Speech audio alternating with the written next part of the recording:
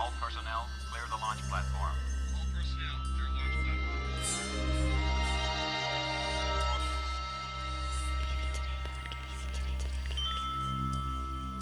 The Leaving Today podcast, the show about the news, history, and attractions of the Disneyland Resort.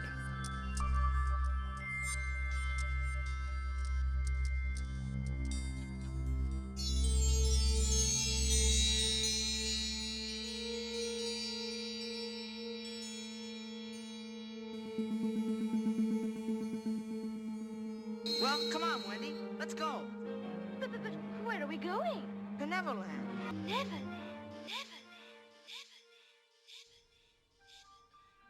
Hello, and hello. Welcome to the Leaving Today podcast, episode number 177. Thank you so much for joining us this morning, this afternoon, this evening, whenever it is you're doing it. We very much appreciate it.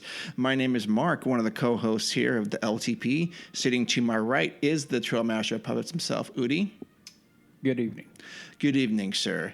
And special guest tonight, this afternoon, is sitting to my left. Marcus, what is up? Good afternoon. Good afternoon, sir. Thank you for joining us in the LTP Lounge. We are not in the Hideaway or the LTP Loft. The Loft is the rarest of the locations. It really, really is. Yep. Yeah.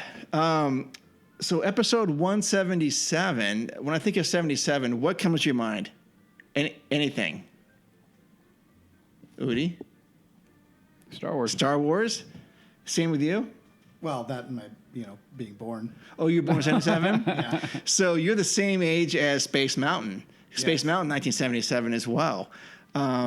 What month? December. December. So you are a little bit younger than Space Mountain, California. I think Yes. ours came in August.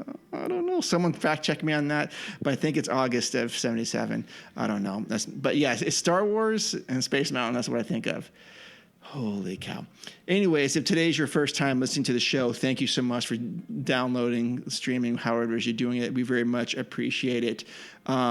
We hope you find the water to be very warm here. We are an honest podcast. We love talking about the parks and the company, attractions, food, everything. We try to keep it very honest for you and keep it real. If you'd like to support the show, because today's show is sponsored by you guys, after all, you can go to leavingtodaypodcast.com, click on the Patreon logo, and we make it super simple, $1, $3, and $5. Yeah. Also, if you want to buy a shirt, we have the information on the website as well. You can do that. And on Instagram, at Leaving Today Podcast, we have a link tree on there with all that as well. Here we are in the third quarter of 2023. It's the summer months ahead of us. We have about a month left of the Haunted Mansion until it goes dark for like 3 weeks. And then it resurfaces as the holiday edition. Or what's the actual? I don't even know what the real term for that is. Holiday overlay or something. No, there was the actual term for that. But yeah, I think it goes dark on August 14th. So we're less than a month away from that. Also, today is July 16th, which means tomorrow is the 17th. No, sorry, I did my math. That will be the 68th anniversary of Disneyland. But this will come out after that, so I'm just telling you that's what's going on. So that's where we are in this world. Okay, today we have the news. We also going to go over. They only have a major feature presentation, but we have. We will go over some menu stuff with Udi because Udi loves to do that. My favorite. In fact, he sent me a message at 2 a.m. saying we need to go over the food for San Fransokyo. Yeah, I was ready to record and be like, let's go right now. I'm like, what? No, that all. isn't true. It was more like 1:30. But Yeah. no, so we're going to do that and then see where the winds take us because the news could carry along. And then Marcus has a question or two he wants to ask us. You think it can go for a while? I think it can. I think it can. So much to say. So much to say. Anyway. Okay, so today's opening question then, we have a couple, but we're going to start with Marcus's because he's the guest. Okay, so his question is, what could the parks do to make you feel like Walt is back? And I purposely did not give this to Udi ahead of time because Udi would have. I wanted Udi to come up with something on the answer. Okay, so here are the quick things you can do. Well, wait a minute. Marcus might want Well, I figured he had the answer already. Oh, yeah, No, we'll no, for go it. ahead. No, Go ahead. No. Oh, Marcus has we the always answer. defer. We always defer. No, Go for it. I know, but I'm gonna kick it back to you because Okay. I'm not a guest anymore. I'm family now. Okay. So Yes, you are. Here are one of the things that that we need to do. One, we need to return a lot of things. We need to scale back all the, for lack of a better way, all the new IP that isn't working. The push for the new IP that hasn't stuck needs to be pulled back. Anything like that. I'm going to go right now. I'm going to point at the one that is probably most in my mind right now is the new Ariel. Whatever you think about the movie, it's not the classic. We need to return that. We need to go back to that. It has its place. It's going to have its place in the overall, storyline and library of Disney. That's fine. But Question. yeah, Oh, he's talking. What about that? I think he means the park. that's what I'm talking about. Stand by. Okay. I'm building up to it. Okay. So we need to do that. Okay. The other thing we need to do is this is what I'm saying. We need to pull back some of the things and go more back to what Walt had in his original vision. So what I mean by that is like maybe come back to. I said it this way. Go back to a 50s day, a 50 opening day night, things of that nature. Anything that can pull back to more of where the park began. Mm-hmm. And that can take up part in many, many ways. Redoing the castle, kind of going retro, going back. As much as I like the castle the way it looks now, let's go back a little bit. Let's go back and revisit that. Right now, Disney needs to go back and reconnect with what made the company great. So that's what I'm going to say. Anything you can do to kind of go back and almost go retro would be infinitely better right now. And then the other part that they could do is begin to introduce the younger kids to Walt. They do a horrible job right now in the park about talking about Walt himself. We all know, a lot of kids, Walt, they'll think of Disney, but they don't even know Walt Disney. They don't know Walter Elias Disney. They don't know who that is. You have to go like, oh, there it is. So that's another thing. They could literally have a Walt Disney Day where they do nothing but talk about Walt. They could have Walt as a character walking around. They could do Walt, do another attraction or something, kind of like the hall, with Lincoln, but do something with Walt. These are all the things they need to do. Like make him like an animatronic, maybe? Exactly, or something along those lines. Anything like that, they need to inject Walt into the park and whatever they can, and who he is, who he was, and what he did and why they're there. Understanding the history of the park would be the best thing right now, and they need to do that very desperately. So it's a good idea. I actually like that question a lot because it's a great question. I think it's right now where we are in the timeline of Disney and Disney Corp and everything. They need to do that. They need to reconnect at a desperate level with what made Disney great. So I would do that. Mm-hmm. So get rid of some of the IP that hasn't stuck. This insistence of like, well, we know. And it's like, okay, you may want that to work. The creative, they do their art and like they want people to like it. Not everybody's going to like it. And if it's not working, stop trying to make it work. If it's not if it's not getting wide appeal, don't push it. Pull it back. Get rid of it. And stop blaming the fans when it doesn't work. Exactly. Yeah. So that's the other thing is going back to the core tenets of Walt Disney. Education and entertainment and family. I'll say it again. Yeah. Family. And I think I got to say it one more time. Family. Right. So those are all the things that need to happen in the Disneyland park right now. The other thing they need to do is they're going to drop the price just a bit. I'm sure we'll get into it at some point or another. Yeah. We always do because it's always a hot topic. But that's what they need to do. They need to re-inject Walt in any way they can. The history of the man, who he was, who he is, and what he brought and why Disneyland is great. Sure. Great answer, and I think we're probably going to add more to that because we're going to keep on going. But yeah, well, and I'm sure you're going to interject. I never do that. So for me, there's a lot of answers. So I'm just going to go with a couple right now because I'm sure we're going to go round robin here. But I think so. How do I phrase this? I see like Universal pushing the envelope for themed entertainment, and I think that's great for the industry. And I see like this tit for tat sort of thing between Disney and Universal. Okay, we're gonna do Harry Potter. Okay, we're gonna do Star Wars. Okay, now we're gonna build a whole new mega park, Epic Universe in Florida. Disney, like you're up next. Well, we want to do Disneyland Forward. everything's getting bigger and faster. And I sometimes would think, like, if I had a voice in the company, I would go, well, is that really what we want to be doing, is competing like that? Because I'm trying to listen to, I was watching videos of people walking through the park at Disneyland on July 4th. And I was watching the videos through like Main Street. And I thought to myself, and before I even said it, the host, whoever it was either Fresh Baked or Mice Chat, were saying there's not a lot of red, white, and blue in the park.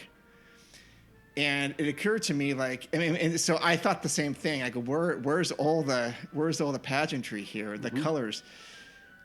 Remember that we love roller coasters, we love log flumes, we love, stormtroopers and all this stuff, and pirates.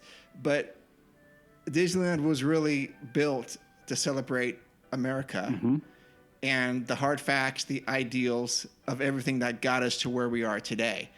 And I'm seeing less and less of that in the park, and that means that's less and less of Walt. So I'm asking, or to answer the question, I would love to have a lot of that back injected into the park, more of a celebration, more of let's get into our heritage of America. And that's really what this park is about. It's to sell the Disney movies and Disney animation, right? It's a vehicle for that, but part of it. But it's a multi-pronged thing. But the core of it is America. And like I said, I'm seeing less of that, and I want to see more of that. So to answer your question, Marcus, how would we get Walt back in the park? One thing is to embrace our Americanness and have a lot more stuff built. I mean, like, we're going to go to Disney World in September. They've got a Liberty Square there. I wish we had that here. I'm out of all the things. In fact, I was talking to my daughters yesterday about that. They want I want to see Tron. I want to see Seven Dwarfs Mine Train. I'm thinking, yeah, but they've got Liberty Square. We don't have that thing here. How cool is that? And so I wish we had more things like that in the park now that would bring us back to what I think Walt was trying to do. And sure, there's always going to be, pushing the envelope for the next attraction, but I don't want to lose sight of that thing. So that's my first round response. There's a lot of tendency in modern media and modern, pop culture to try to get away from history. We don't want to talk about it. We don't want to look at it. We don't want to, if in the extent that we do, we want to change it and try to, say how much better we are than people of the past because we're so much smarter than they are. Yeah, right. So, which I think a lot of that is why, first of all, that's why you don't see a lot of the, looking at the past or history or culture or anything. But it's also a part of a lot of why they want to try to push Walt out of the park because that's all in the past. That's all. We don't talk about that because it doesn't pertain to us now. We're smarter. We're better. And so going along with that, that's unfortunately I think is the way the direction that they're going. Well, I'm when you're talking, Mark, I started running through my head about our conversation before we hit record, the one we had about America and what's going on in our country. Oh yeah. And I think at the core, you're right because what Disney began with Disneyland. Or, okay, I'm reading that book, okay? Christy sent me a book. Thank you again. When you hear this, thank you again. I know I already told you thank you like 3 or 4 times. Oh, what was that book again? It's an autobiography of Walt. Oh, yeah. And I started reading that. And this is the one that got like the most, like got access to his family and da-da-da-da-da. So, but what it is Walt is kind of what we have always thought of what the American dream is. Yeah. Failure, success, hard work, success. We are unlike any other. So this is the reason why Disneyland is unlike any other theme park on the planet. And it goes straight to the core of what you're saying, Mark. It's because of where it began and who began it and Those are the two things. It is instilled in a place where imagination, where your hard work, and only you can stop yourself. Only you not working, only you not having the imagination, you not having the bravery, the vision, the freedom to do what you want to do will stop you. That's you stopping you. So if you want to put in all the hard work, if you want to take the sacrifice and the risk, you will succeed. So that's the core of Disney. Because what is it, Disney's Folly? I mean, you talk about when the park was coming up, people are like, oh, this is going to be a wreck and da-da-da-da. And you think about it, no, the man put his head down and said, no, I want this done. We will get this done. It took him a year and a half to build it up. Crazy. You think about... No, it was less than a year. It was less than a year.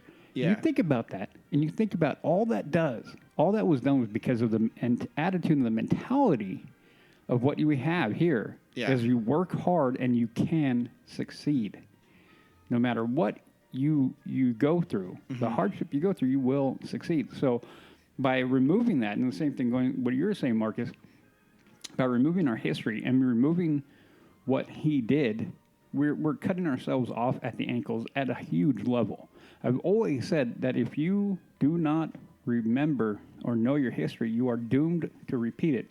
And we're on that trajectory because, like you were saying, Marcus, people don't want to talk about the history. I am, for the other, I'm like, no. We need to talk about the history because just by talking about history and seeing where we are, this is the only way you can judge if you're doing a good or bad job. It negates it. To me, anybody who doesn't want to look at history right now, what Disney's doing, Disney Corp is doing with their creative, they're all lazy. Yeah. They're all lazy. And they don't even realize that they are working on the backs of these giants. Think about the giants who built that company. Yeah, I think about that every time. I know that. And I know we've had that discussion before. So this is the thing is they need to return that and go like, hey, humble yourself because guess what, little man over here who thinks you're so smart and so intelligent? The only reason you're at this level is because you're standing on the shoulders of this man who built it. Yeah. So if you do not give that man respect, you are nothing. So that's the other thing is by going back to where we were, where the company came from, the country we're in, being America back in that park, and being prideful, being full of nothing but pride. I mean, when you say, the cliches, I bleed red, white, and blue, well, I raise my hand with that one 100% every day. Yeah. Yeah. My parents are immigrants. They came to this country. They decided to be Americans. They are the things that make this country great. So absolutely, man.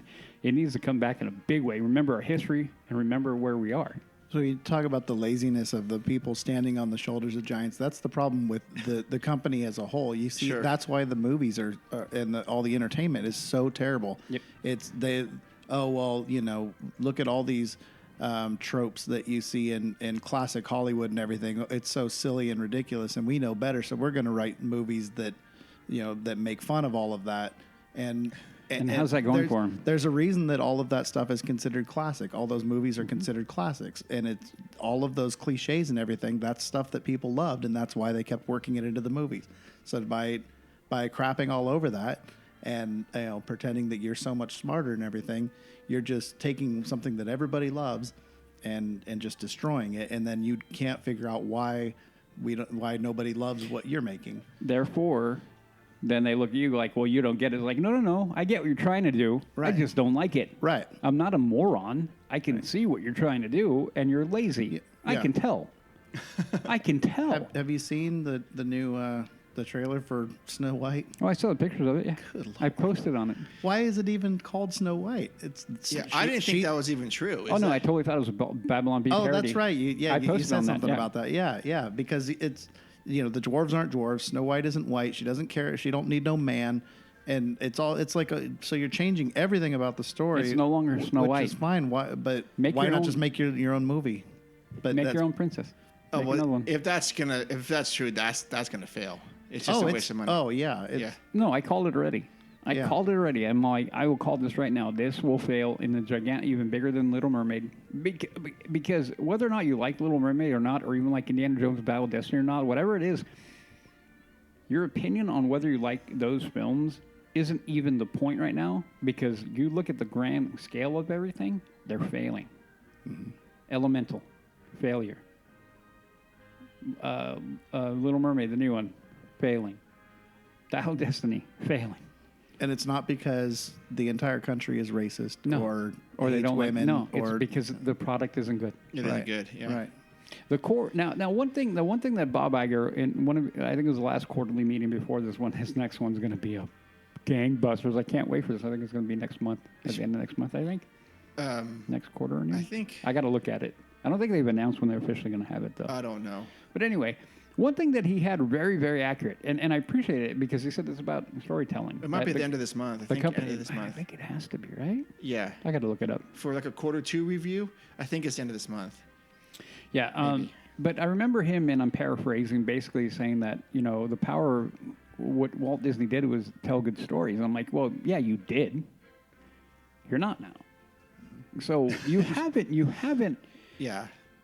You haven't forgotten that because you just brought it up. Just go back to it. So that's another thing, too. That's another way to bring Walt back into the park by going back to the core tenets of how he told his stories.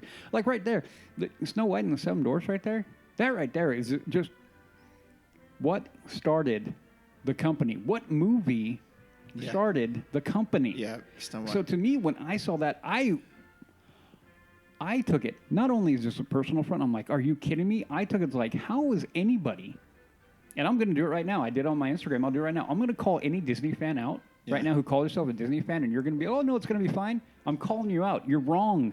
You're just bending over to Disney at this point. Well, even to get to this point that we've even seen stuff, it's had to pass through many checks within the Disney organization. Right. It's like, how did this even get greenlit? Right. So if you're a fan of Disneyland and Walt Disney himself, how can you not take what they're trying to do with that as a personal attack and affront to Walt Disney? That's how I took it. We hold on tightly to Walt Disney because we understand what he is and what he did, and one of the greatest men that probably walked this earth for a long time. I look up to people like him. And for them to take his creation, his movie that he made, and that started the whole thing, and this is what you're going to do to that legacy? This is what you're going to do to that legacy. Are you out of your mind? To me, they're taking everything that Walt did and basically giving it at the best or worst case backslap, backhanded slap to him. At the worst case, I can't really say on the show. No. So the point is to get back to the main part of the question. The opening question was, that's how we do it. That's how you get Walt back in the park, regaining the tenets of what he did and how he told the stories. Can I answer my question now? Oh, you can. But I have some other thoughts, too. But I haven't given my answer yet. Oh, okay. Yeah, for sure. To me, I think that the biggest thing they could do to make it feel like Walt is back there is to care more about the guests than anything else. He cared more about entertaining people and making people, giving people something they enjoyed. That was what brought him joy. He didn't care about. Not he enjoyed making money, and he wanted to make a lot of money, but mostly because he wanted more money to go into the next project. Yeah. But that's what he cared about. And so everything you could see like every time he'd talk about Disneyland or anything, old footage, just the delight and the glee in his voice, how excited he was to share whatever the new thing was. Not because he was thinking of how much money it was going to make him, but because he thought, how cool, look at this that we've made. Look at this, look how amazing this is. Mm-hmm. He was like a little kid showing off something he was so proud of. And so they were, to stretch out a little further, that's why the park was loaded with things that were just there specifically to make the guest experience better. But now everything has to make money. It has to. Everything. And you can't have, like, he would have something that might lose money if it's going to enhance the experience because everything around it is making money, so it evens out. They're still making a huge profit. But now everything individually has to. Well, you talked about it, I think, the last episode, the microtransactions, how they're just bleeding people. Right. Every time you walk in. It begins but they're attacking your pocketbook like a bunch of ultras at every turn. You're like, come on, man. Yeah. But what specific elements, if they brought back to the park, would go, oh, yeah, they're actually in the right direction with bringing Walt back? Like, I liked your 50s night thing, but those Disneyland After Dark things are 3 times a year. If they did that once a month, like the first Sunday of every month. This is what we're doing. We're having would work. Yeah, I mean, because when I think about Walt in the park, I'm thinking like some big show at the Golden Horseshoe, right? Or people on the Mark Twain with live music and dancing. Yeah, what's the dancing that they would do there? Where? Like in the Carnation Plaza or on the Mark Twain, because they used to have dancing on there too. Swing dancing. Oh, okay. Yeah, having those kind of events, like, oh yeah, Walt, that kind of stuff was going on when Walt was there. You don't see that anywhere in the park. Well, right? that's what I mean. Like, that's stuff that doesn't make money. Yeah. In itself. Yeah. By itself, it doesn't make money. No, but it it doesn't. enhances the guest experience. Right. And Yeah. so you do stuff like that, and you're going to make money. Exactly. Like removing. Okay, so removing your dependence on apps. That's number one. They're trying to drive. Well, it's a technology. I get that, but you need to make an experience for the people who don't want to do that. Right. Stop hating old people. Right, well, not only old people, but if you want to be a Luddite, be a Luddite, man. Go for it. Go for it. But my in-laws, they've gone. They used to go every year, until they started getting a little older, and then it was like every year and a half to 2 years. But after their last trip, they said never again, because it's gotten so dependent on. Because they like the old school experience. Yep. Of you go in and like they wouldn't even do fast passes. They just go in and stand in line and they're like, I can't even order food without getting on my phone and everything. Like, exactly. That's what I'm saying. The catering. They're here is the problem that they're going to niche everything. Like, okay, well, the vast majority of people will use an app, but can use an app. Right. But how many really want to use an app? That's my point. It's like we've talked about it before.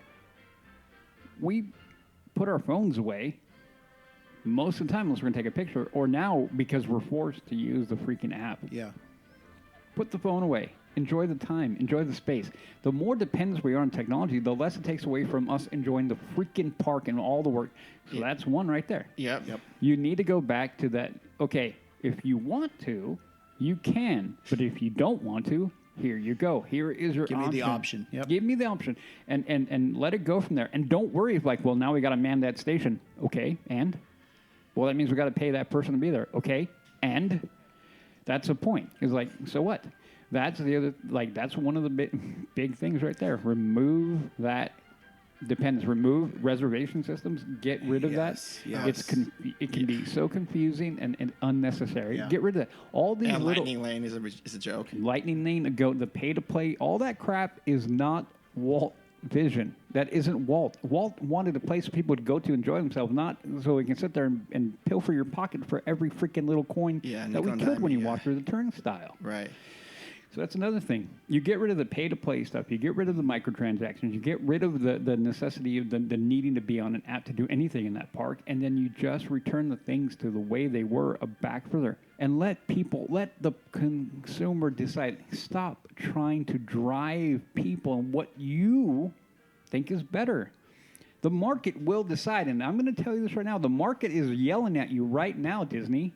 In a very, very, very big way. Park attendance is down in both parks. Wonder why? There are things. The market It's is the heat, Woody. Oh, it's totally heat because it's never been this hot before. And people. So that's my point. The market is telling you these returning back to what closer to Walt's vision at the beginning for how the park operates. Not what's in the park, but how the park operates. Is key. The focus on what's important. What was important to Walt is the customer, and that's not at all what's important anymore. The guest experience was number one. Right. And clean, had everything clean, have everything up to par, containing the show. No more building or cleaning during the freaking day. Put it back tonight. You paid your people to do it before. Scrim only came up, and if I see somebody with a hard hat working the day, no. I don't care. No, maintaining the show. But remember, the park was open like 5 or 6 days at the most. Doesn't matter. Doesn't matter. So they would have said like a day and a half. Doesn't matter. Okay. It doesn't matter. My point is, it doesn't matter. That's the importance of it. Even 15, 20 years ago, it was open 7 days a week, and they still continued the show. It's just no. They're getting lazy. That's all it is. It's laziness. That's what it is being lazy and cutting corners. Yeah. And that is everything. They're listening to the wrong people. Yeah. Don't even get me going on Bob Iger, because the more as we move along, We might be, the more but we not move, right now. The more we move along. Remember our topic about when Bob Iger took over and which Bob would be better? Yeah. I think Bob is proving me right. Well, we don't know if it was a good decision yet. Oh, I know. Okay. I have my suspicions. Anyways, that's a great question, and I wish they would do some of this stuff. I think it's important for them to do it. It's important. And I agree. At bare minimum, let's at least show some sort of more respect to Walt in the park. Yeah, absolutely. There's a statue, and that's it. And that's only there because... Then how many people know about Walt's apartment without us going, hey, Walt's apartment, what do you mean? Like, oh, bro, okay, here, come here. Yeah. Yeah, it's funny. This morning, Bob Gurr posted something on his Instagram. Did you see that? Did you follow his? No, I Well, he was walking around Main Street, I think, or maybe Friday For or the something. premiere, right? For the premiere of Haunted Mansion. It could have been, but he was wearing something else than that. So maybe it was the same day. But he's going around talking about stuff, and he stopped at Walt's apartment and told it some stories that I'd never heard before. And I go, man, I mean, there's literally, and I'm not trying to be funny, there's like a handful of people, and maybe 5 people left Maybe. that were there. Yep. And we just lost one with Wally Crump a couple months ago, and holy cow, that was a big hit Yeah. to the Disney family. But I mean, honestly, I'm hard pressed to think of 2 other people besides Bob Gurr, and he's like telling stories, and like no one's ever heard that story. You know, what's going to happen if we don't have these things? I don't know. It kind of, I don't know. Makes me a little nervous. Yeah, no, I feel you. Thinking about that stuff. They pay lip service to the old veterans, but that's as far as it goes. Then Oh my god. Well, no, again, it comes from the mentality shift. It comes from, to me, I point the finger at Iger straight up. Oh, do you? Mm-hmm. Oh. Mm-hmm. Okay. He's not a horrible human being, but I think I can. He's not a great one. I can be critical of his leadership and what he's done. Right. I can look back. He's got a track record, and I could look back and I'm like, well, you messed that up. With Fox, you messed mainly. that up. You messed that up. Oh yeah. There are many things that he's done wrong. There are things that he's done right. Sure. But yeah, you think about that. You really, like I said, if you want to be honest, we can disagree on facts. That's okay. Like we can't disagree on facts. We can differentiate on our opinions on what happened. Yeah. But at the end of the day, the things that he did, he did. Yeah. The things that he's doing right now, he's doing right now. Okay. Well, we may get into that a little bit. No. Is there anything else you wanted to add to this question? No, I've spoken my piece. Okay, that's a great question, Marcus. I loved it. In fact, that probably could have been a feature presentation. The other, Especially if Jess was here. we can. She'd have some stuff to say. Oh, you think? Hit it and quit it. It's okay. I can make it work. Yeah, we'd have to bleep her out a lot, which is fine. It wouldn't be the first time. The other question I wanted to bring up was something the other day that Sam Carter brought up on a post regarding the Star Wars Outpost, which is formerly in downtown Disney, which is formerly the Rainforest Cafe. And he said, "What would you think if this was converted into Indiana Jones themed restaurant?" Didn't we talk about that already? You and I did. Oh, we did. On a bike ride. Okay. But we I were going to remember bring it up talking on about the it. I'm show. like, Because Disney Springs has a indie-inspired bar and lounge. Jock Lindsay's Hangar Bar, which I do want to check out. You better. I will. If they have something there, I might find something for you. All right, cool. What size shirt are you wearing these days? Large? Okay. I thought it was extra medium. Okay. Small boy, medium. Okay. So what do you think about that idea? Just converting that into like a... On its face, I would love it. But I mean, I'm so leery of anything they do anymore, especially if it's a beloved character that I care about. Oh, okay. So is it going to be Indiana Jones theme, or is it going to be Phoebe Waller-Bridge, or whatever her character's name is? Or Who's that? the girl in the movie. the girl that's taking over Indiana, or wants to take over Indiana Jones. I don't think it's going to go that way. Oh, I saw the movie. I don't think it's. Was that his sidekick chick? Well, Yeah. no, it's really her movie. Yeah. Have you seen it already? I didn't. I'm trying to decide if I even want to. I did see it. I know enough about it to know whether I want to see it or I not. did see it, but I had no indication that she was even wanting to take over. She was just more of like a nuisance than anything. Well, that's just because she's insufferable as a human being. But Yeah, she's an activist. no, In real life, she is. oh, I have no idea who this person was. yeah. Okay. Yeah. Listen to her talk sometime. I'm not a fan of her. I'll leave it at that. Okay, well, if to your point, okay, let's say they do make it Indiana Jones themed with special Right. drinks and snacks and things like that. Would that be something you'd be interested? Yes. Okay. Very much. Yeah, me too.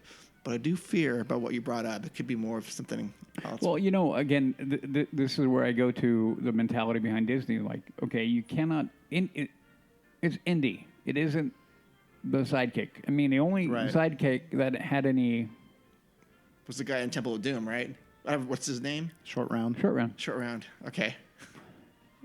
That is the only, to me, that's the only good legit. Well, and that gets back to what I said earlier. Like, if you want to make a movie about this character, then make a movie about that character. Don't call it Indiana Jones. Sure. Make it. Well, I think honestly, I think what they need to do. Well, I don't know if I want to get off on that. Go ahead, Marcus. Real quickly, what I think they need to do with or should have done with Indiana Jones is just a complete reboot. Keep the same character, the same name. James Bond him. Yeah. I mean, Well, because yeah. obviously Harrison Ford's too old to keep doing it, and Sure. he obviously can't do it forever. But and I know a lot of people would disagree with that because he's the only Indiana Jones, and he helped create the character and all that. But but if you want to keep the character going or keep the movies going, then just reboot it. But do it good, for crying out loud. Yeah, well, Yeah. I would go with that, but I would go where I would go would be young Indiana Jones in that time frame. Right. Move him in that time frame, and then talking about his, like prequel in him. But yeah, but Well, that's why That would be good. That's why I'd like to see them just reboot it because I like him in that time frame and either prequels or through the 40s and through the 30s 50s. and 40s. Yeah, And 30s, like 40s. Yeah. the guy who played Han Solo in Solo could He do. could. I mean, why not? It's the same guy. Yeah, but Aaron. No, I Oh, didn't I care forgot for his him. name. Wow, you want The Rock to do it, right? that's right. That's right. Okay. That's if Everything's better with The Rock. If the Disney can do one thing to make me happy, it's put Dwayne Johnson in more movies, please. He was good in the Jungle Cruise. I love it. Well, that's why he's in everything. Anybody that doesn't like The Rock has something wrong with him. But would you seriously be okay with him as Indiana Jones? No. No, I don't Okay, want let's to get see Marcus, No, 'cause I was kidding about that. The front but- door's over there. No, I'm just joking. no, but I wouldn't. I wouldn't mind seeing him as a side character or something. For sure. That'd be great. Yeah, as some sort of Like sidekick. like he's not going to be the main character. Right. That'd be amazing. Yeah. Yeah. But I would love that to be in downtown Disney. Yeah, I would. absolutely. I would. Something unique, like, we can go. I mean, to have some sort of weird, restaurant that no other place has. Like, we need to go there because there is no other Indiana Jones themed restaurant or something like that. Well, that's what I was originally hoping when they first closed the rainforest, and then I heard murmurs about something Star Wars themed. Yes. I was really hoping it was going to be a Star Wars themed restaurant, Yeah. and but Indiana Jones themed restaurant would be fine too. But, I think it would be better. I think a Star Wars themed restaurant needs to be in Galaxy's Edge, like a big proper legit right. one. 100% for sure for that. But the Rainforest Cafe, just the theming sort of lends itself to an Indiana Jones. it's perfect. And you could make it even a Star Wars thing because I've seen that design in Star Wars. You could, but little bit. Indy would be better. Oh, 100% better. Right, but right. And I would go with it not even being a Jacques Lindy one. Like doing a completely like indie, like away from that one. As cool as that one is over there, because I've seen plenty of videos and Yeah. Instagram reels and things of it. It's pretty cool. yeah. But like do its own independent one. That would be cool. Yeah, for sure. Yep. And that would be like something that we'd probably want to go to every time. It would would. almost be Trader Sam's-esque. Well, because I mean, if they did it right, it would be like we got to go to Trader Sam's, or we got to go to that one. Yes. Okay. Well, that was maybe, Marcus, thank you for being part of the longest introduction question ever. This still is the Leaving Today podcast, episode number 177. All right. So now let's go over to the news. You listen to me now. You are talking about things that you do not understand. Okay, first news item. The Oogie Boogie Bash issues. If you weren't able to get tickets to the Oogie Boogie Bash during the disastrous online general public sale that what happened on June 29th, you have another chance this week. No, you won't. Disney posted an update about this sale last week. Sorry, this news is a little bit old. As part of our commitment to share an update to Oogie Boogie Bash, a Disney Halloween party, we want you to know that new sales will resume on July 11th, no earlier than 9 a.m. Pacific time. We sincerely apologize, blah, blah, blah. Tickets for the Oogie Boogie Bash start at $134, a $5 increase over the least expensive ticket in 2022. The highest price nights are $189 per person. This is ridiculous, absolutely ridiculous. All events are from 6 to 11, and they include a 3-hour early admission period before the party kicks off to visit Disney California Adventure. Of course, you need if you want to go in early, you need your own theme park ticket. Sure enough, the waiting room opened back up and ticket sales resumed. Several people were able to get in and purchase tickets for Oogie Boogie Bash, but not everyone succeeded. The Disneyland Resort website has now been updated to show that tickets are all sold out. So it looks like those who haven't already scored tickets to the party are out of luck. The party sold out in the past, but not usually this quickly. Just to have like a short trajectory of things, these events never sold out before. I'm talking like 10 years ago, 12 years ago, these didn't sell out. And then it was a big deal when it sold out like in 4 days. This thing sold out in less than 12 hours. Mm-hmm. And now we've got Oogie Boogie people are scalping these tickets on eBay for $1,400 for 4 tickets, or $2,000 for 4 tickets on Halloween night. So I don't know what to make of. I have no idea what to do with this, or even to think about this stuff with the Halloween party. And why has this become such a thing? And how has Disney managed to mess this up so like royally? I don't know if it's become such a thing as what it sounds like, because you said, I think you gave away the issue right there when you said that they're scalping them on eBay. Yeah. That's the problem, is everything sells out now because it's the secondary market. The secondary market. Mm-hmm. Yep. Yeah, secondary market. Have you guys gone to these before? No, it's not my thing. It isn't your thing? Okay, yeah, I've gone to several of them, and I don't think I'll go to another one unless it's at Disneyland. This is at DCA, and it's just not that fun for me at this age to be doing that. If you have small kids, yeah, but still, that's a lot of money for trick-or-treating, which is really what that is. There are some very cool elements there, but yeah, I don't know if it's my thing anymore. Anyways, I wish Disneyland would somehow figure out a way to. They need to, because these kind of things is what push people away. Yeah. It really does. It makes it where people do not want to go to these because, one, you make it way too hard, way too difficult, and then if you're not actively looking at, because the people who buy these things to scalp them, it's just a sophisticated thing. They're not dumb. They figure out the way to get as many tickets as they can because they know they're going to, even if they don't sell all of them, they can always, at the bare minimum, get their money back because somebody will buy it at face value. They will.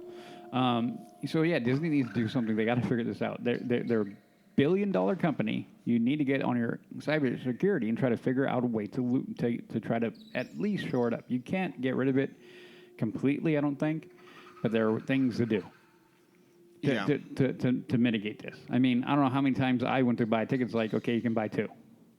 Okay. And I don't know, you guys checking IPs? Like, what are you doing? Like, there are things to do you can do that even I know. That computers and me, I know how to use them. That's it. So I don't know. I and the other part is like I hate the people who do this. But I even hate more are the people who feed into that business, who actually are willing to pay that extra money. I'm like, stop, because you're ruining the experience for so many people. But yeah, it's just not good. Okay, well we're not going this year. Well, actually, I am going to the one in Florida. I don't know what I'm talking about. And see, that one's not even sold out. and it wasn't $189. It was $149, I think. But we'll see how it goes. I don't even know what the time is for that. But that's a whole other story. Okay. Next news item: scaffolding added to Mill House at Splash Mountain facade in Disneyland. Yeah. So, anyways, there's a picture that shows the facade of Splash Mountain, the iconic Chicken Hill, all covered with scaffolding, and that's going away soon. Mm-hmm. And there's the Mill House in front of it that has scaffolding too. So which is what that is. Nothing much to really be like a report there. It's going to be like this. It's supposed to open next year sometime. Well, so we shall keep an eye on that. We're not the news source for the reconstruction. Other websites or other podcasts do a better job than we do. It's not really our jam. Wait, there are other places that talk about this stuff? No, there are not, actually. We were the only one. Next news item, we were alluding to this earlier, but this is a shocker, as Udi suggested. Bob Iger will stay Disney CEO through 2026. He originally returned as CEO for 2 years only. He extended his contract to run through December of 26. Well, he didn't extend it. It was voted on. Mm-hmm. This is not the first time Iger has been reluctant to step away from the role. Iger's CEO contract was extended multiple times until he officially announced he would retire in 2020. In early 2020, the board of directors named chairman of Disney Parks Experience and Products Bob Chapek as his replacement as his replacement. And this is official from Walt Disney. The Walt Disney Company board of directors announced today that Robert A. Iger has agreed to continue to serve as CEO through December 31st, 2026, in voting unanimously to extend Iger's contract by 2 years. The independent members of the board of directors note that Iger's extension provides continuity of leadership during the company's ongoing transformation and allows more time to execute a transition plan for a CEO succession, which remains a priority for the board. I think Udi wrote this next part. Time and again, Bob has shown an unparalleled ability to successfully transform Disney to drive future growth and financial returns, earning him a reputation as one of the world's best CEOs, said Udi. What? Udi, what? How did you get your quote in there? I know, right? Blah, blah, blah. In a related story, Captain John Smith will remain the captain of the Titanic throughout the duration of its sinking. Yes, there you go. There's some other nonsense that is on there, but let's get your thoughts on this additional 2 years of CEO, because I'm sure listeners don't want me to talk about the other stuff, what they were saying. Are you happy with this? Are you sad? Are you surprised? Are you shocked? Or like, doesn't even move the needle for you either way? At this point, I don't know. I don't know what to feel anymore. You don't? Nothing's real anymore. Nothing is real. I will say, well, see, a lot of my focus right now is on Lucasfilm and the direction that it's been going. So my opinion of Bob Iger at this point will probably hinge on his handling of Kathleen Kennedy. Oh. We'll see. So, okay. Udi's laughing. I've heard rumors and things, but I don't. I assume Udi's chomping at the bit at this one. No. Okay. What? He's got nothing to say about this. Who's that? Who's Kathleen Kennedy? Yeah. My big thing about all this is that we want the transformation. I don't know how to even say it, but Disneyland is, like this big airplane with like a bunch of propellers, and both wings have 2 or 3, props on them. Disney Parks is having to run the whole plane right now, I think. So the other 2 props are, Disney Animation or Disney Films or whatever. Those guys are kind of sucking right now. And so those guys who should be doing their job we're not doing it. And so all this money that the Disney Parks are making, and they are making a lot of money, you think, great, we can put this into future developments. We could put it into taking care of our cast members, making sure they've got good benefits and everything, and want to stay and get a nice progression for their careers there. No. We got to put that towards animation now, right? Isn't that? Or am I wrong? No, you're right. Right. So I think that's what he's doing. He's paying Peter what's the term? Robbing Peter. Robert Peter to pay Paul. Yeah, that thing. He's doing that thing, man. Yeah. It's making me mad. Yep. Well, I I'm not surprised that in the least bit that No. that happened. I'm like, okay, we could see this coming a mile away. Well, about 2 months ago, I'm like, oh, he ain't going nowhere. He ain't going anywhere because of the dominoes that began to fall a little bit. I talked about it earlier in a couple episodes back with the CFO leaving. Yeah, well, she left, I think, because she realized she wasn't going to get promoted. Exactly. That was a sign to me. When she left, I'm like, ooh, okay, he's Yep. not going anywhere. And Right. he's like, nah. Yeah. And then you have then the DEI. She went away. I'm like, okay, yeah, no, he's not. And I was listening to an interesting take on this. The take that this podcast I was listening to, actually it was a YouTube video. They said that Iger is now realizing that Disney's in trouble, and that he's gonna try to stay because he can't let that be his legacy. Like he's the man who destroyed Disney. So we will see what happens with that. I'm kind of with you. I'm a lot with you, Marcus, when we talk about how he's going to handle Lucasfilm in the next coming weeks is going to be very telling.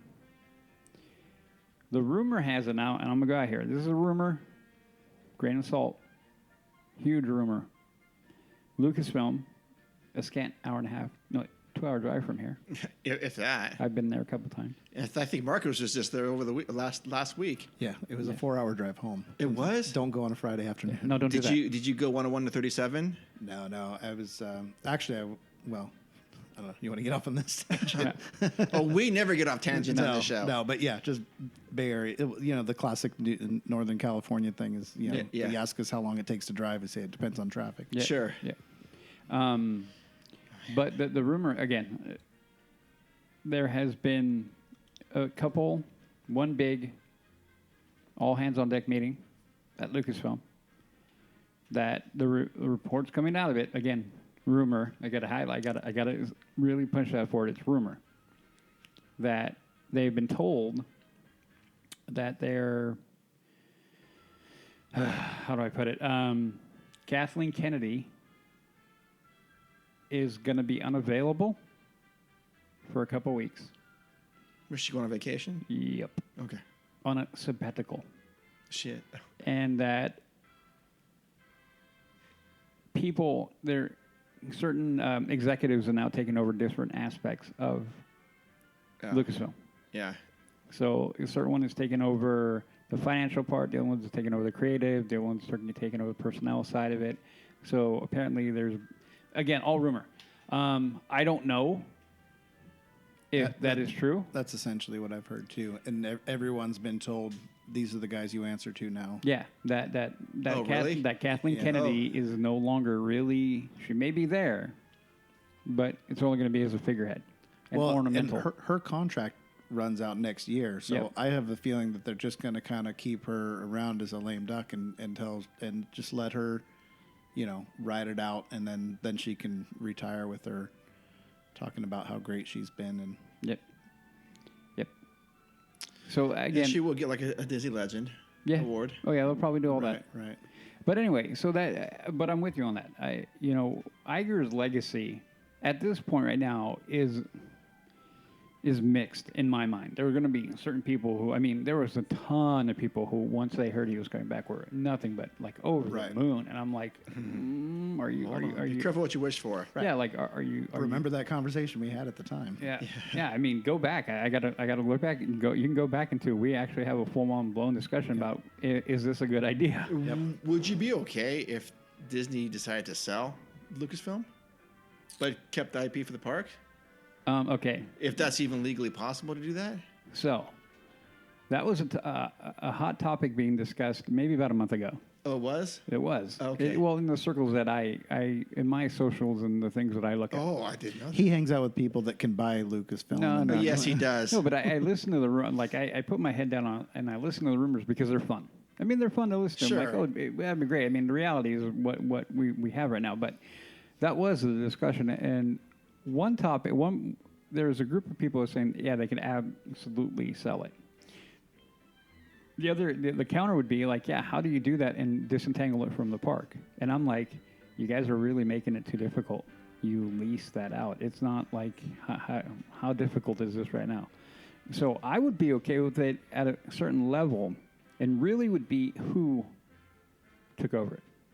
Yeah. Even now.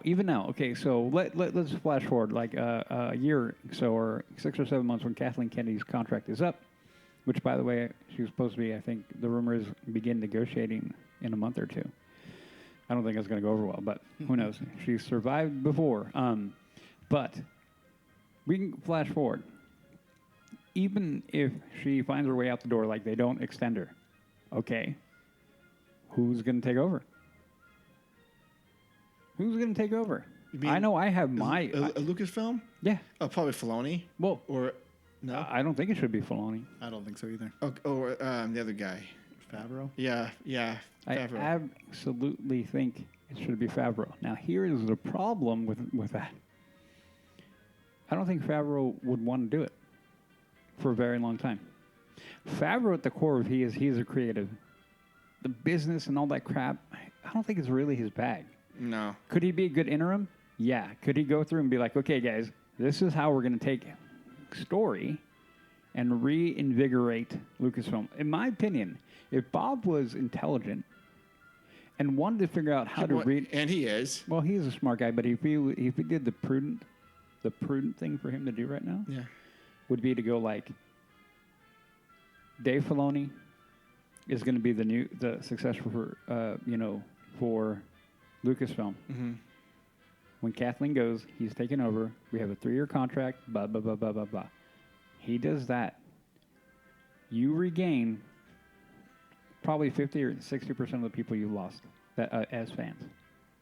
Conservatively, you let him deliver and let him run. The people will come back in droves. They will. The minority of the people who like Star Wars now, which I hate to say, but there's good and bad in Star Wars. We all know that. But the people who have left and been like, I can't anymore, would come back. Mm-hmm. Because he would actually return it to storytelling. Yeah. So that would be the prudent move for him to do, in my opinion, and let him do that. And only on the creative, like, just turn everything in this direction, establish how to do that, and then you can be like, boom, okay, I'm out, and then I'll go back to my creative thing, and then let the executive who's more in that mindset come in and run the company. Okay. Well, or make it a collaborative, like with Walt was the creative and Roy was the business side of it. So if they could find that kind of partnership, oh my God. Yeah, get that kind of a partnership going. That would be epic. You've got someone that has the creative freedom, and then they can enjoy being that creative person. Yep. But then you also have to, obviously, you have to make it make sense from a business standpoint. Yep. But yeah, and I think, I think the more that they move away from DEI and worried about, the messaging and go back to core storytelling, mm-hmm. all of the bad and any people, when Disney's getting rated I think it was the 5th most divisive company. I'm like, are you kidding me? They are? They are. Geez. I believe that. You will regain people. People want to believe in Disney. People want to believe in Disneyland. They want to.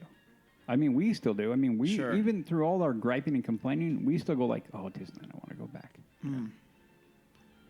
But anyway. Can I just take a half a second to address what you said about the messaging and everything? Mm-hmm. Just because I know there are always those people, especially I've seen it a lot with like Star Wars discussions, and people say, oh, well, Star Wars has always been political and blah, blah, blah, Vietnam War. Okay, yes, but the difference is George Lucas trusted his audience to be smart enough to read the subtlety. Mm-hmm. And Disney now, with their messaging, treats us like we're so stupid they have to spell it out like they're talking to 3-year-olds. Mm-hmm.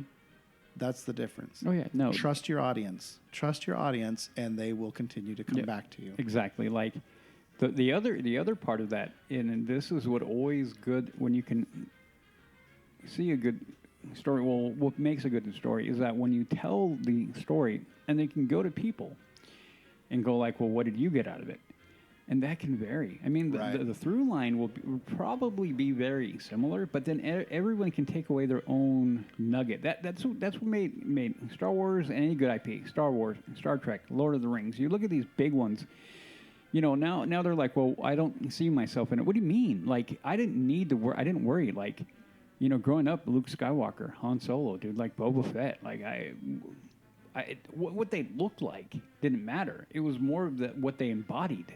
And that's the thing is like that's a good storytelling. You don't worry about what you look like. You worry about what you embody, what you do. Like seeing Luke Skywalker, a kid, going through his arc, Han Solo, a scoundrel, to becoming a man and actually caring about other people. Chewbacca, the ever-present guardian and the one who's there for him, everything. Princess Leia, snarky, brash, to a strong leader at the end. Come on. Mm-hmm. They're there, and what they look like on the exterior never played. Well, we'll go into Mandalorian, great character. We don't see his freaking face. Cara Dune, a woman, didn't matter, but she was strong as hell and would beat you to living crap. Ahsoka Tano, I can go on and on and on about the characters and what they are. That's what's important. Mm-hmm. So you're right. I mean, they need to go back to just building the character and the story. We will figure this out. We will look at it and go and draw, and that's what makes it even more personal and what pulls people in. And further. if it's subtle, then you can I don't even have to agree with it, and I'm not going to be bothered by it. Exactly. Sure. Exactly. Or go back to a lot of the classics. You know, they would have, or even going back even further to fables and fairy tales and things like that. They would have a moral message, but it was more of a universal morality, and not just the whatever the popular cause du jour. You're right. Mm-hmm. Exactly. Yep. Nice. Anyway, good answer there. That's going back to Bob Iger. Okay. Anyway.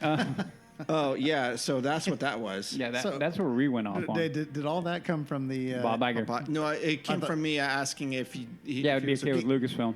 Splitting off Lucasfilm as long as we could keep the IP in the parks. Yeah. Because I mean, imagine they could get a lot of money for that. Yep. But, yep. But I don't know. It's right there. Yeah. Disney. It's right there.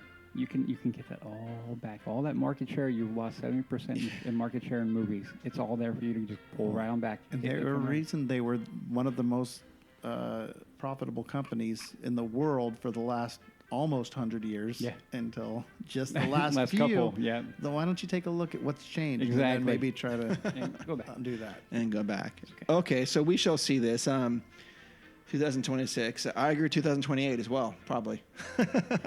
Yep. No, gosh. Well, I don't know. We'll see how the next couple of years transpire. No, it is going. Okay, I'm just going out there, and the next few months are going to be interesting. Yes. I just have a feeling like it's coming. Like stuff is going to start rolling. Well, I think Disneyland Forward is going to start getting more traction. Yeah, that's what I mean. Like, and the way, I mean, even though we're sitting there kind of complaining about and pointing things out, at the end of the day, you know, I still say that in a positive way. Like stuff's going to be happening, but in a positive manner. Right. Like for the good of everybody. You know. So yeah, I mean, there's already things that are coming that I think look good. Yeah. Like what? What is that? Well, for example, Ahsoka. Yeah. For one. Oh, okay. But I heard people complaining about it. I'm like, I don't even care. They're griping. I'm like, stop. Like, no. Everybody that's griping is just speculating on based on Disney's track record. But honestly, from what I've seen, it looks like it's going to be really good. But yeah, I got that Ahsoka trailer this week. I got emotional. Like, oh my god. Like, I got the feels of that one. Like when I first got the feels for the Mandalorian trailers that came out, it hit the same points, and I'm like, oh. I remember when I used to get that excited for. Yeah, we'll find out. When the Mando trailers dropped, God, that was a great time to be alive before Disney crushed our soul. Well, I still think it's a good time to be alive. It's definitely an interesting time to be alive. Oh yeah, no. Yep. Let us live in interesting times, right? Yeah, I mean, and like I said, this Disneyland Forward stuff is coming out. Oh yeah, I mean that right there is another great thing. If they can get that rolling, oh my god, like how incredible would that be? Yeah, I mean, I don't want to promote other podcasts. Well, actually, I don't mind talking about like Fresh Baked guy, Dave. I sent you that link with his video. Yeah, he was wrong on so many He's things. suggesting that Tron's going to come to Disneyland Forward and being like that big anchor point of one of the lands in Disneyland Forward. And I'm like, I don't think so. I really don't think so. And he went we can do a point by point, like no, because we're not doing that today. At one point, no, not today, but I think at one point down the road, because he brought up, it was a good question about Disneyland Forward, but I'm like, and I'm listening to his video, I'm like, no, like no. But we have the Avatar question too, which we. Well, no, I get that, but he made some huge assumptions. I'm like, wow, okay, Yeah. right. Anyway, I'm not a big fan of it. Yeah, no, I don't mind that guy. In fact, he does a ton of work, and I appreciate the effort. Well, when he looks at you and basically scoffs you off, you're like, okay, you're a YouTuber, dude. You're not that great. I know you just have a personal issue with him. Well, yeah, man. Like, don't be rude. Don't be rude. I'm trying to be cool with you and talk to you. Maybe he was nervous to meet you. No, he had no idea how it was. So, oh my God, that's the great Udi. Yeah, I was like, Udi, shit, I don't want to. No, and he's like, oh man, there's so many podcasts, and I'm like, all right, cool, bro. All right, cool. Yeah. Like whatever. literally, it was all in the body language and the tone. Oh. So dismissive. I'm like, Yeah, I've seen that guy several times walk around the park. I don't say hi to him.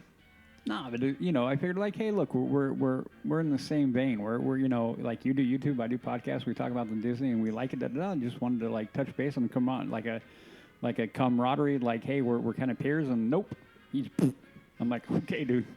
Yeah. All right. Speaking of that, just real quick, Marcus.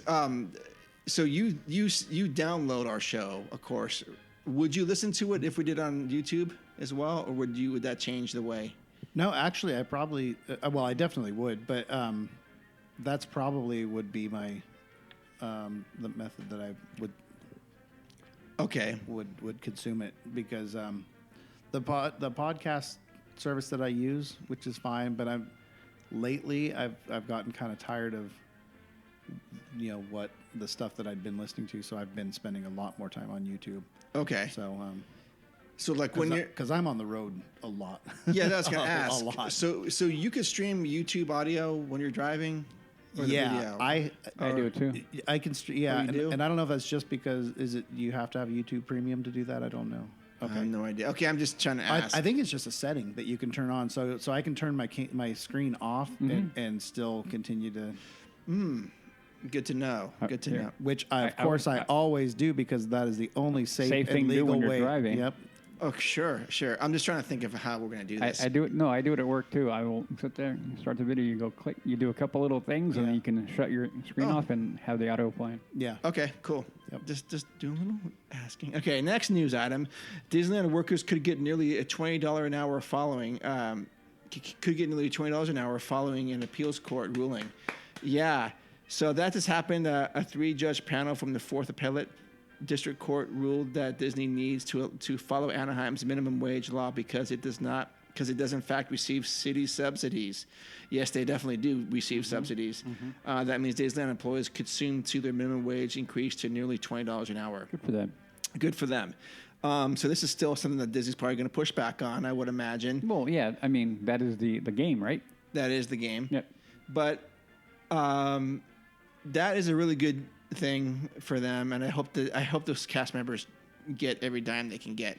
Yeah, I mean, we always say that the cast members are the lifeblood of the park. They are. They need to get as much as they can. I mean, you're talking from characters to just the everyday attraction operator, the whole thing. All of them, they're trained. They're trained to act and be a certain way. Pay them for that. Yes. They're not just the guy on the corner flipping, at the friggin' burger at a Burger King or McDonald's flipping a burger. They're more. There are more expectations of put upon them. And they're not there for a paycheck. Those people are all there because their heart is, they bleed Disney. Yeah. Yeah. So reward that. Right.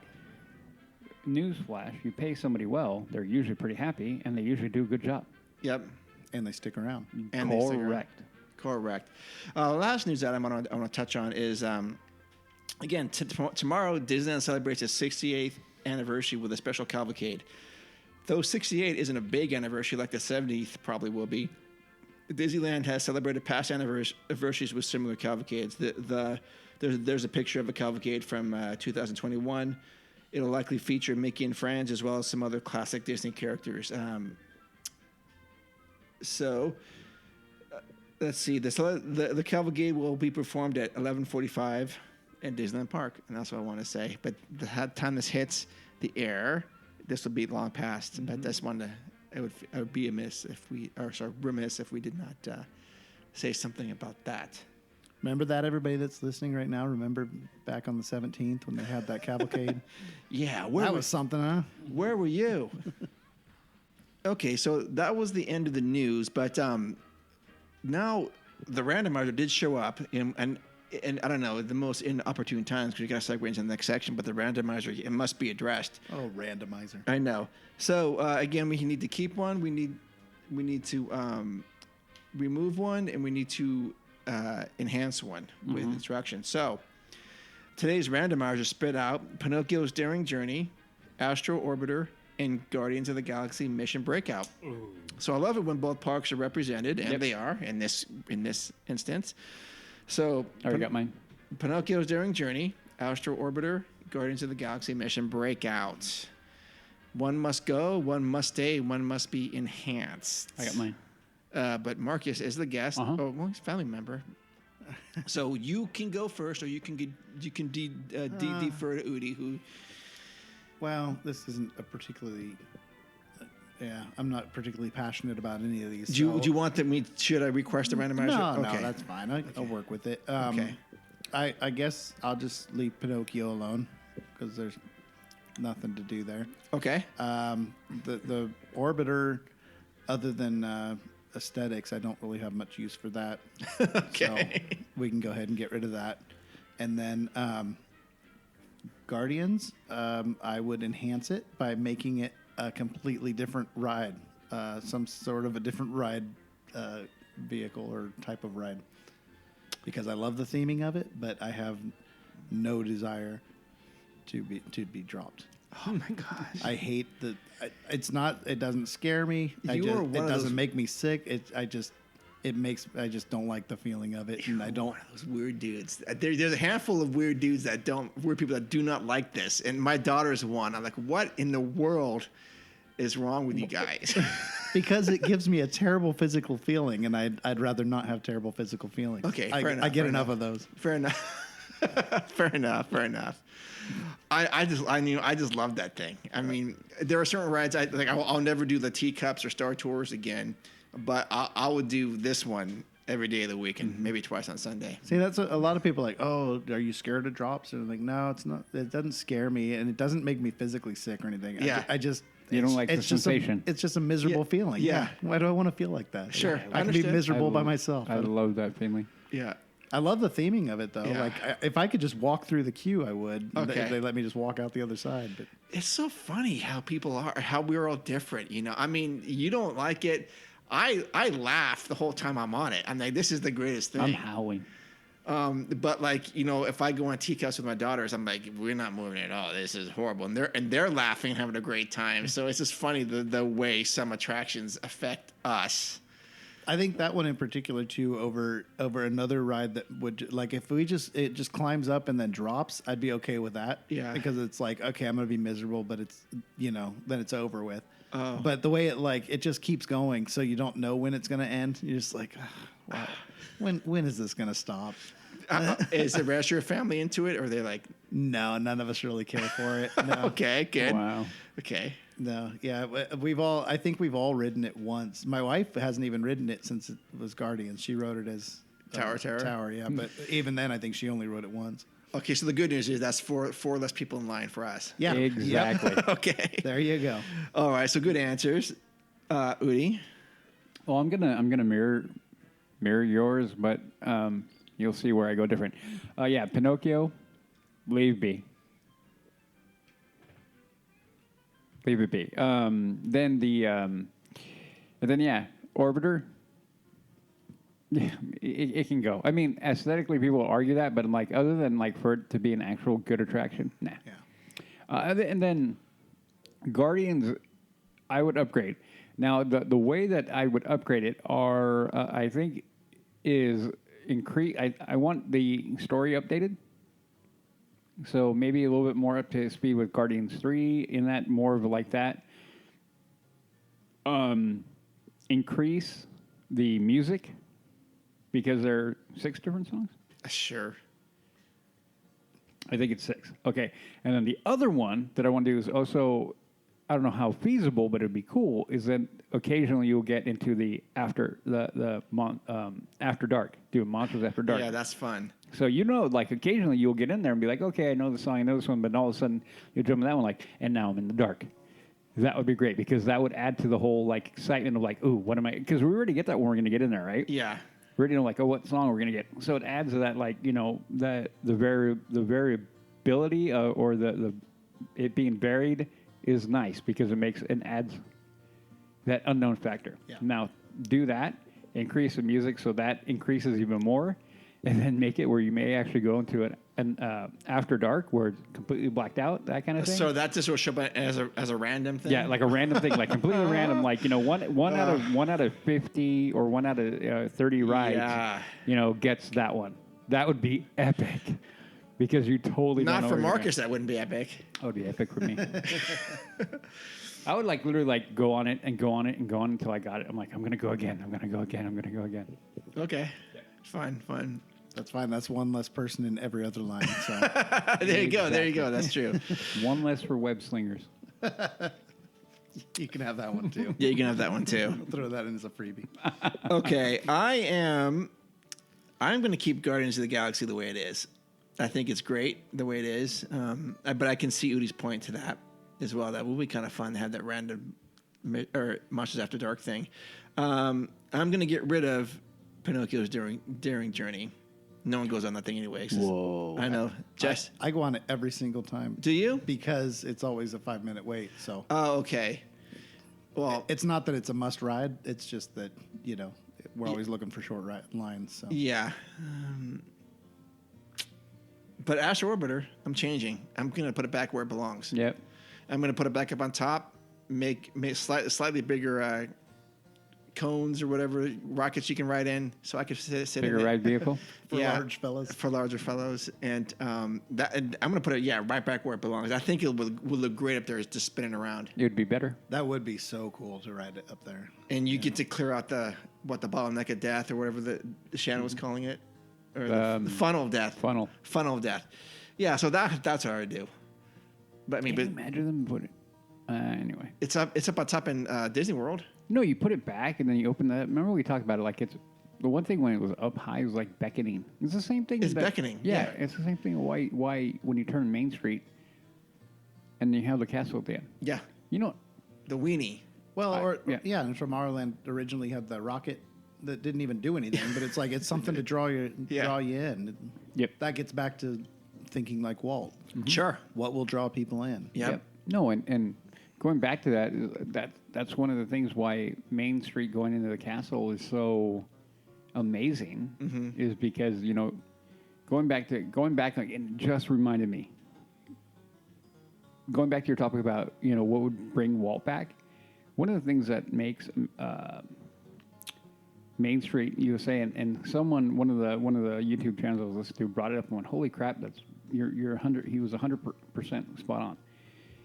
That Main Street represents America. Yeah. Obviously, right? Sure. But not only like it as a physical thing, but as also An ideal. Because you can sit there and you can go and you go through America and you work and da-da-da, and then what can you have at the end of the road? Your castle.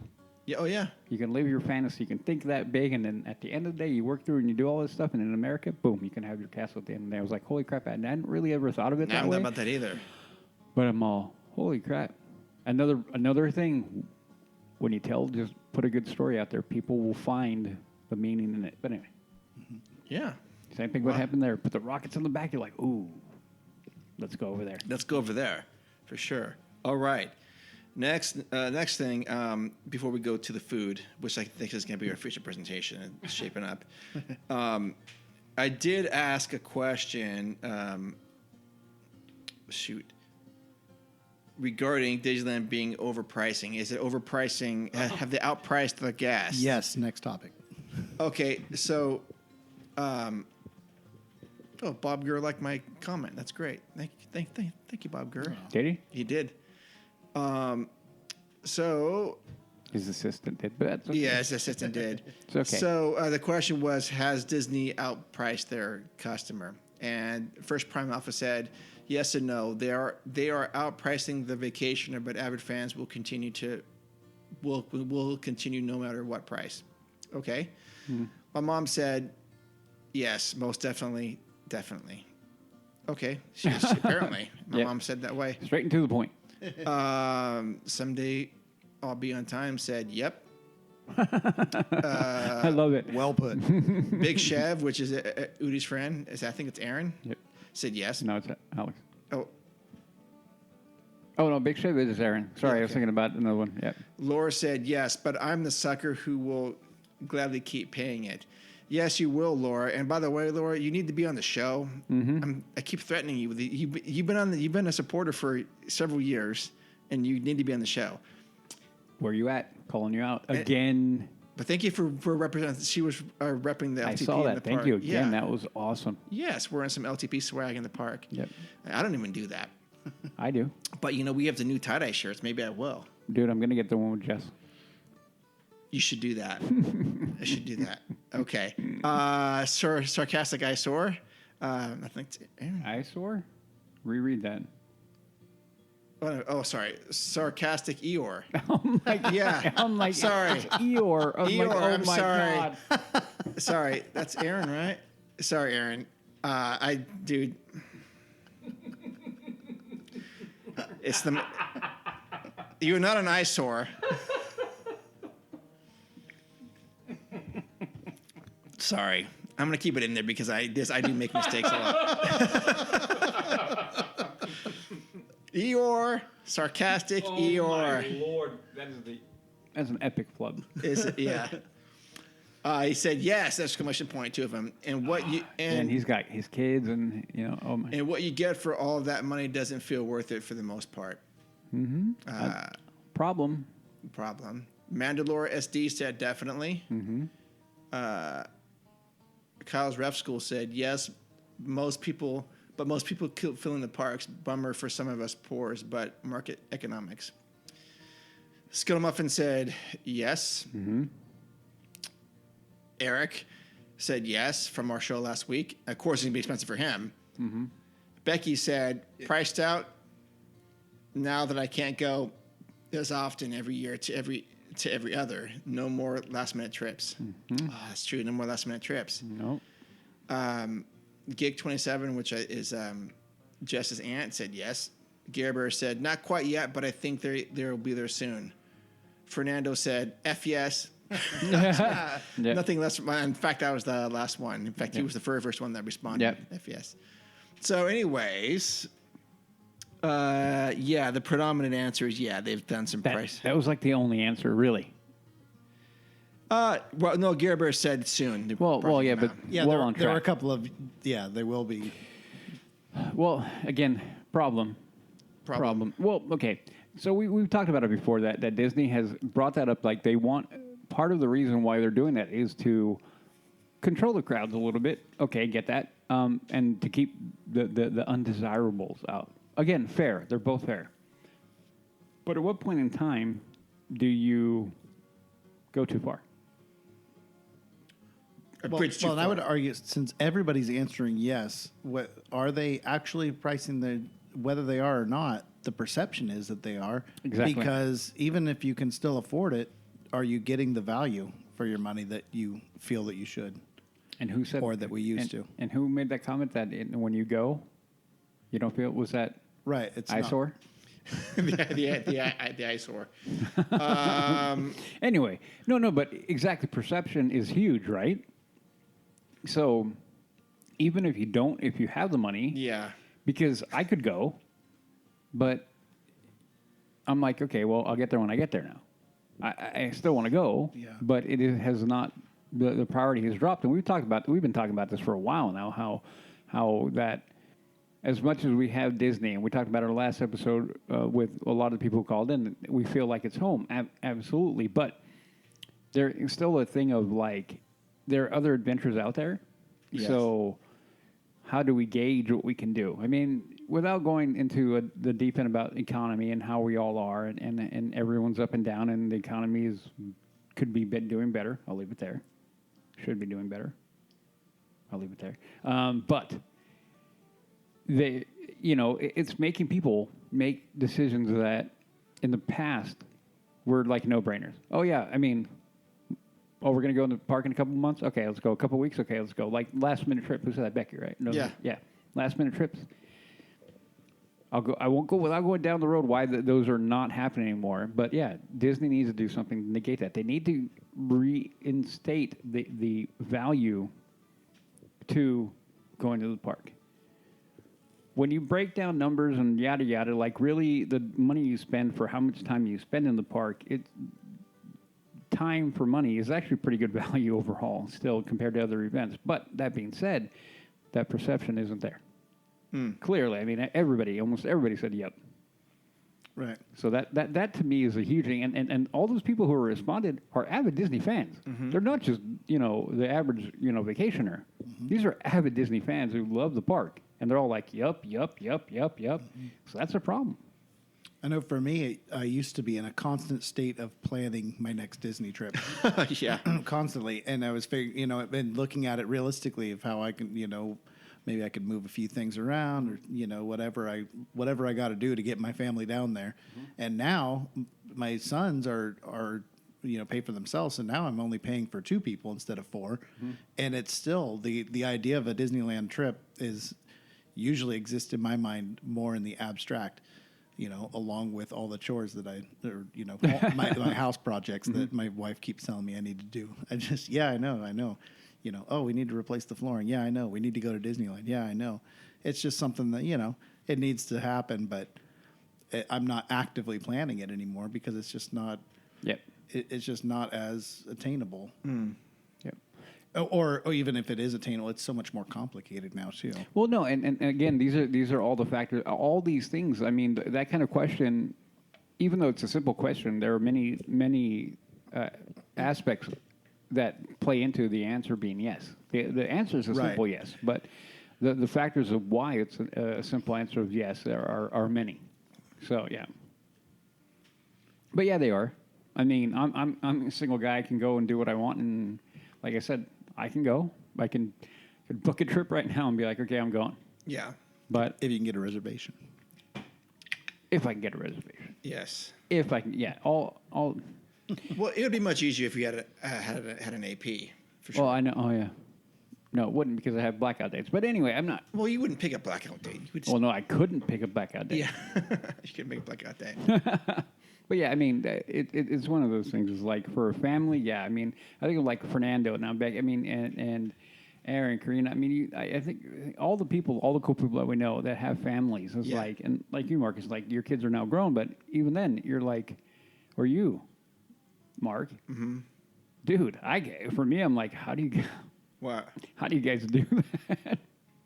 Like the priority goal is good, but then how do you financially pull that off? I'm like, man, well, it's planning. Exactly and, my point. And budgeting. It takes effort and energy. Yeah, right. But I like Marcus. I have a house. I've got projects I have to do, and those take a lot of priority over Disneyland stuff. And so for me, it's just I have to push it off a little bit because it's not super important. But I mean, that doesn't mean I don't want to go. No, and that's the thing is like we still want to go. Yeah. End of the day, we still want to go. Right. Yeah. Yeah, there's still no place I'd rather be. I know you really think it's just about making it happen. Yeah, is yeah. a whole different story.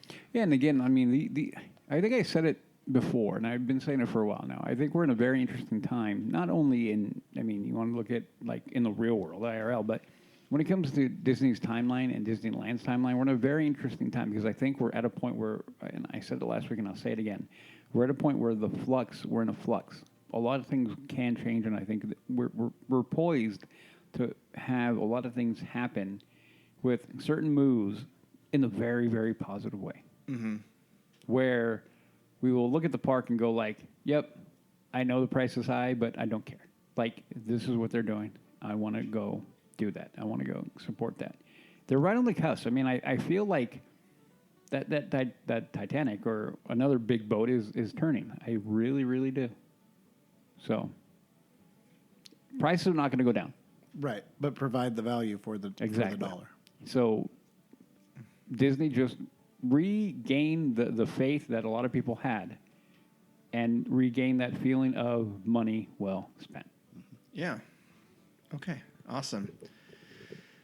So just real quick, Marcus. So you're saying your boys pay their own way for their tickets? They do now, yeah. I gotta get that Well, I don't know about the technique younger down. one, if he can get a job. Oh, okay. Interesting. Cool. That's a side subject. Yeah, good for you, though. Good for you. Okay, well, that's all that stuff. I think we're going to go to the feature presentation, which is going to be the food. Udi's going to go over the list for the new options ever for San Fransokyo. Yeah, does that sound good? So here's the feature presentation. And now for our feature presentation. Okay, so here we are with the feature presentation. Udi's going to walk through the food as only Udi can. I need a beer. No, I'm kidding. I'm not drinking beer. Okay, so this is all the food that's found where at San Fransokyo. We talked about it. Was it last week, the week before, or last episode, the episode before? Like, I can't wait because they were talking about food and how they're getting closer. I'm like, oh, I can't wait to see what they're going to do with the food. And then, boom, Yes. it dropped. Marcus, how important is food to you going to Disneyland? Well, I find that if I don't eat, I don't make it very far into the park. So I consider it to be pretty important.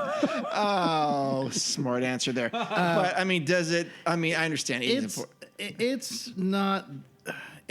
I won't make special trips based on food. But if you're there and you see like, oh, this place is having this, would you go over there and check it out, or will your family do that or anything? Not really. No. Okay. It takes pretty low priority. Okay, gotcha. Yeah. I mean, not. I would. I kind of wish it did take a higher priority. It just. I don't know why. It just doesn't. You need to be on the show with Jay next time because Jay will set you straight. Oh no, I've heard Jay talk. And you're like, what are you talking about? Oh, I love it. I love it so much. He's into so many. He has a completely different angle. I'm like, whoa. Well, you know what I love about Jay? Jay, shout out to Jay. Yeah. Is he's really, really good at like when he's talking about the food, like Yeah. how he describes the food. Like, Oh, yeah. You're in my mind. I'm like, oh, I totally get it. Right. Like you get the feeling. You can almost. I feel like you can almost taste it just on his description of the textures and how it tastes and everything when he starts going. And the other thing that I love about Jay is how he gets really passionate about. I'm like, yeah. I mean, it's Totally passionate about it. Yeah. I love it. I love it when he's on. We got to see if that guy's around in September. Oh, to go meet up? I hope so. Jay, September, reach out to Mark. Yes. Okay, anyway. Okay, sorry about food that. blog. And obviously, when this does get released, we'll get Jay's take on this stuff. Oh, yeah, for sure. Okay. Okay, so we're going to go... Disney Parks blog put out an article basically introducing their food guide to the new San Fransokyo. For all of those who want to go along, go to DisneyParksBlog.com and it'll be there. So where do I begin? At the top. Well, At the scroll top, down a little bit. At the top were the words. Okay, so let's start the Lucky Fortune Cookery. And this is going to be available the 19th. So by the time this is out, Whoa, that's next week. it'll be for more mobile ordering. Yep, it'll be next week. So by the time Holy this is cow. out, this will be available already. So it makes me go like, how far along are they? I got to go looking. Okay, so the food items at the Lucky Fortune Cookery, is that new? No, This has been there. the Lucky Fortune has been around. Yeah, that's what I thought. Because But maybe these are new items. okay, so here we go. The Kerrang inspired crispy chicken sandwich with slaw and oh man, I don't know how to say it. Togarashi mayonnaise on a potato bun served with garlic chips. That's new. That's a crispy chicken sandwich at Lucky Fortune. Okay, I'm down. I don't know about that mayonnaise. I don't know what that means. I haven't heard of that mayonnaise before. I wonder what that is. What's Togarashi? That's what I don't know. See, Jay would go with this. I know he would totally be like, "Oh, that's this." Now here's one that I do know, and this one I'm like, "Oh." Okay. Okay, so next one is a beef birria ramen. with consomme, served with house-made birria, soft-boiled egg, Monterey Jack, cilantro, roasted corn, onions, and a radish. That sounds amazing. Again, we talked about birria before. We talked about birria with Jay. Yeah. Birria is so good. It's really, really good. Is there a picture of that thing? No, I don't see it. Okay. Doesn't look like it. No, Okay. but it sounds really, really good, though. I'm scrolling. Yeah, I don't see it. Anyway, so yeah, there's a chicken sandwich. The chicken sandwich is on the very first picture there. Oh. But anyway, okay. So, That is okay. but anyway, so we've talked about birria before. It's one of those complex kind of recipes that you got to do right. That oh man, I hope they. Can your mom make it? My mom can make it. We've had it. Dude, I talked to your mom last week. She should. Next time I see her, I'm gonna ask her to make me some. Oh, good luck with that. With birria, yeah. She won't do it. Oh, she might, but she's gonna be like, that's gonna be a while, buddy. Okay. Okay. So the other one is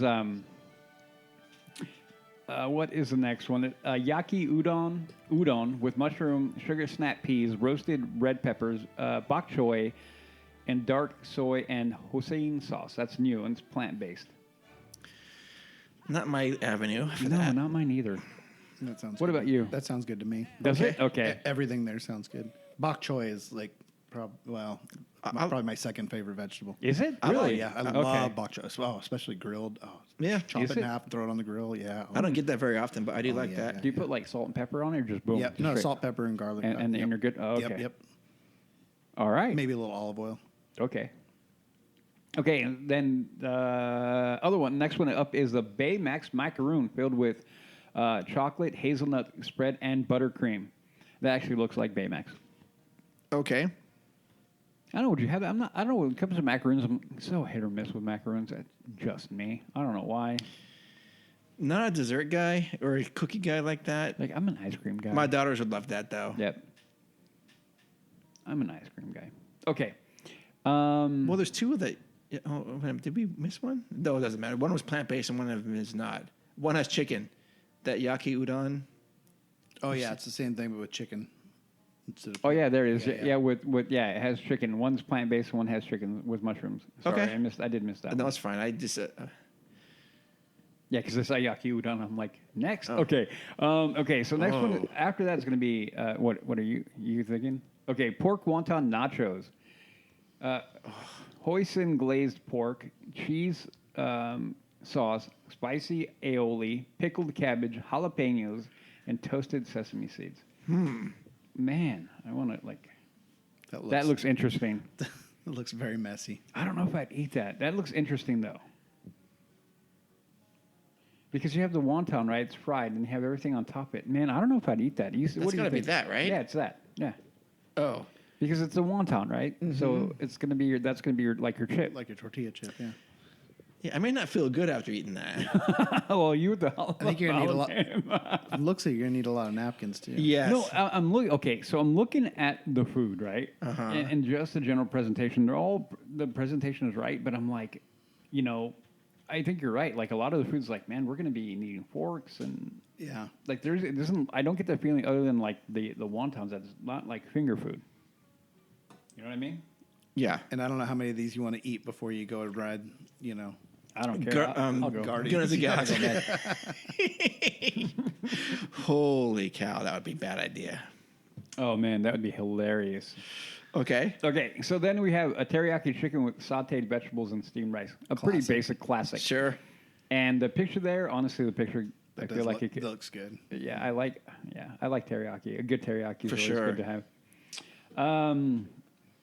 Okay, I don't know how to say this one. Bulgogi, beef bulgogi burrito. Yeah, I don't know what that is. Sesame, rice, cabbage, and garlic chips. I honestly don't know what that is. Now I'm going to look that up. If only we had a food expert. well, or some sort of a service at our fingertips that could Oh yeah, for sure. Yeah. define bulgogi for us. Bulgogi. Bulgogi is a North Korean thing. It's basically kind of like, literally means fire meat. Oh, so spicy probably. Spicy meat. No, fired, like cooked. Oh, not like hot. So it can be stir fried, or it's sirloin, ribeye, or brisket kind of meat. So it's basically kind of like a grilled meat. Okay. Okay. Cool. With Korean, like from North Korea is where that. Honestly, we will get Jay. I'm going to message Jay and say, please try this stuff because this is right up his alley. Oh yeah, totally. So other than the comedy of me doing this is the whole reason. But anyway, Okay. Okay, so the pot stickers, crispy vegetable and chicken pot stickers. Always good. Yep. They're good, but yeah, I'd probably pass on those. You can get those anywhere, right? Yeah, but I don't care. That's Oh, kind of like the cool. downer. I'll eat pot stickers anytime. Oh, would you? Okay. Oh, yeah. Yeah, I love them too. I don't even care if I'm hungry. I know. Yeah, is that a pot sticker I smell? Give me some. Yep. Well, next time you're here, Mark, I will have some of those Ling Ling ones from Costco. Perfect. Ones Oh, that- I love those Ling Ling. I know they're good, right? I love them. I'll have them all cooked up, and so we can Yeah. just sit there and eat. And I'm sure the audience will love it. Yep. I know. Okay, so here are the kids' meals that are there. They're going to be teriyaki chicken with the vegetables and the rice. Chicken and rice with vegetables and steamed rice. So just chicken and rice, or the teriyaki version. The yaki udon with mushroom, sugar snap, peas, bok choy, dark soy sauce, and seen sauce. So that one's there. Now here is going to be the interesting one, right? What's that? The specialty beverages. Oh, jeez. So the lychee tea, Golden Peak unsweetened black tea with premium lychee syrup and lychee coconut jelly, non-alcoholic. That looks crazy. Well, it looks crazy, but I really want to try that. Like it's one of those drinks that looks kind of crazy, As but long as it's not too sweet. I don't even care about that. Oh. I'm just jelly. They've got jelly. They put jelly in a drink. I've never seen that before. Udi says Coconut jelly. Okay. Okay, so that one I would try. Yeah, no, as long as it's not too sweet. I would try it. If it's too sweet, I wouldn't enjoy it. What about you, Mark? This looks a lot like the Honey Buzz at Pim's Test Kitchen, which I did not like whatsoever. Yeah. I don't do well with super sweet stuff. I know you like it. I don't mind it at It all. doesn't yeah. bother you, but No. you know what? I'd probably try it if we got one. I would try it. Yep. So the other one, Thai tea, sea salt cream, and brown sugar boba. I'm not a fan of boba, No, but I would try that. I would try that too. Boba to me is just weird. Yeah, I don't care for boba, but Yeah. I love Thai tea. Yeah, that would be great too. I want to try that one too. Okay, so far 2 out of 2 I want to try. I'd probably order it without the boba. Oh yeah. Yeah. Yep. Well, no, if I'm with my nephews or niece and back here, go have the boba. They love that. I'm like, all right, go for it. That last drink though looks good. Okay, we'll get there. Okay. So then they have hot green tea. Nah. I can't get that anywhere. So then they have a Japanese rice lager, which I probably would try. What do you think? Yeah, Marcus? Yeah, I'd try it. I've never even had a Hanamachi Japanese. I haven't either. That's why I try it. Now here's the one. Huh? Okay, go ahead. No. Okay. So the last one that Mark was talking about is the alcoholic one that is in there. This is the strawberry lychee cocktail.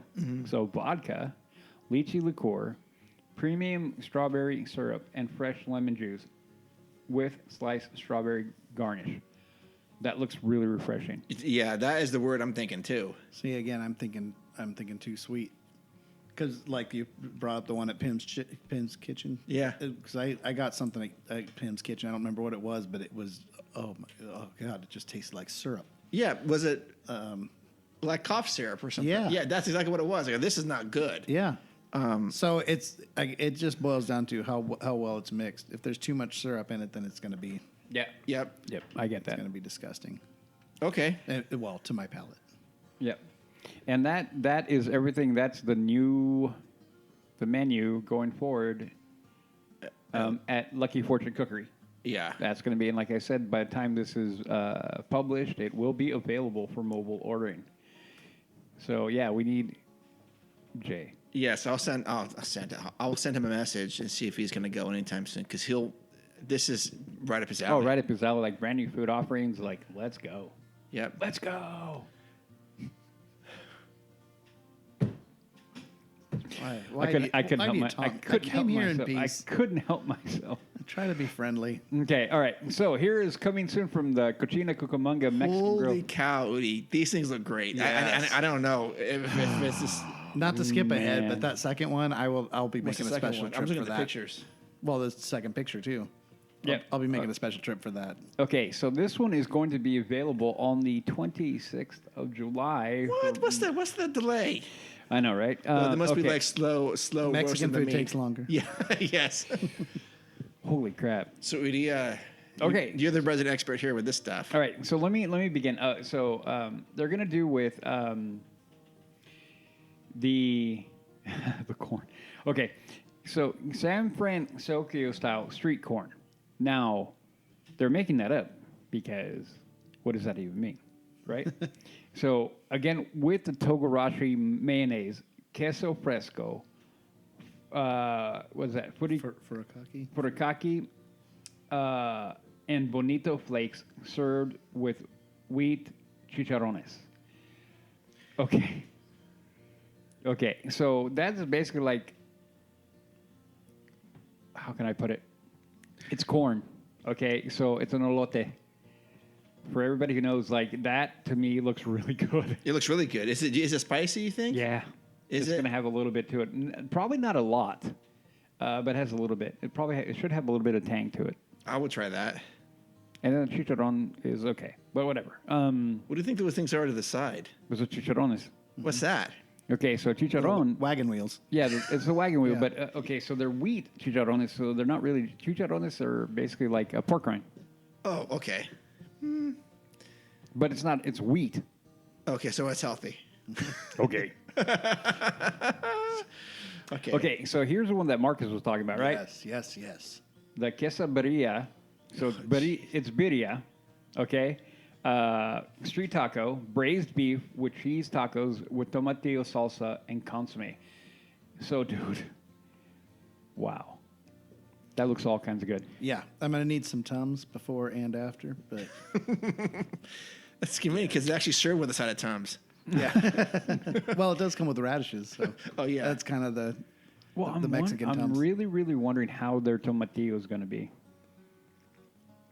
Because a good tomatillo will add to that like no other. Right. That's what I'm really curious I about. assume Well, I'll be- that's a layman's term. Is that like a tomato-based salsa? Yes. It's the sauce. Yeah, the salsa, yeah. Okay. Yeah, a little more saucy than I don't know. That's fair. Not thick. It's kind of like I dip in it. Oh, okay. You can dip in it. Yeah. Oh, is that what that bowl is next to it? Correct. You think? Oh, Yeah. now I see it. Gotcha. Okay, so you would dip it in there. Okay. Or you could. That looks Those look good. super good. Okay, so and you figure you'd get one of these: a carne asada street style taco, citrus marinade grilled steak tacos with crushed avocados and fuego salsa. That looks good. Yep. It It's does funny look though. good. Like I would grab a fork and just eat the middle out and not eat tortillas. That's how I'm a weirdo like that. Wow. Like I like tortillas, but man, I'd rather just. I'm not. It adds to it. I'm I not mean, supposed to eat tortillas, but I you're love like, them. I'm gonna eat a tortilla. I'll put it this way: I try to reduce my tortilla intake. Yeah. Okay, so al pastor style tacos, pineapple, achote marinated pork tacos with crushed avocados and jalapenos. So basically, pork. Sweet pork. Yep. Yep. Sounds good. Yep, same basic thing. So another street style taco which they're coming out like. And then here's the next one. So basically, you're getting kind of like that's going to be, if I'm going to equate it, that's going to be like their carnitas Okay. because it's pork. And then you have your beef, and then now the chicken, right? So pollo asado, we all know what that is. Same basic thing as the beef, the chote marinated grilled chicken tacos with the avocado and the salsa. All look good. I mean, they're all street style tacos. So I'm not surprised that they're doing this at all out of there. So I mean, they've had them there. The only one they're adding, they've had them there, but the new one is the elote basically. But anyway, okay. So I'm wondering. See, this is where I fail because I don't know their menu from before, and if this is an improvement on their recipes or not. It doesn't look like it, but I don't know. Okay. Okay, so anyway, so here is tacos dorados de papa. So these, if you've ever had these, are really good. Okay, so crispy potato tacos topped with cabbage slaw, crema, tomatillo salsa. So, have you ever had a potato taco? No, but I want one. They're pretty good. Yeah. They're pretty good. Where can I get those? Disneyland, San Well, no, Fransokyo. but I think, dude, I deserve that. I'm trying to think of here in town. When the last time I had one here in town? It's been a minute, but I remember thinking, "Oh my God, these are so good." When was that? Was that Chando's? It might have been Chando's. Now I'm going to have to look it up. Okay, so they're basically refried beans, frijoles charos, Yeah. and then lime cilantro rice. I hope they do that well. Wait, but back up. It's not just basically refried beans. It's got bacon. Well, chorizo and bacon and stewed pinto beans. Yeah. Okay, so The chorizo and bacon. the makes a big chorizo make it difference. different. Yeah. Yeah. Okay. Fair. Ooh, chorizo. That sounds good. Kids taco. You know, Okay. this is why food has never been all that important to me because I don't look at these before I go because now it's going to be a very different trip this next time. Yeah, for sure. Lime cilantro rice. I hope it's not too limey. That makes sense. The problem with most lime cilantro rices that I've had that I don't like is because they overdo the lime. Chipotle Or the do you cilantro, like- it's- Do you like the one there at Chipotle? You don't? Oh, okay. Well, it depends on if they mix it right when they put the lime. Because I've had it where you had none of that lime, and they've had it where I'm like, have a bite. I'm like, oh my Lord, nothing but lime.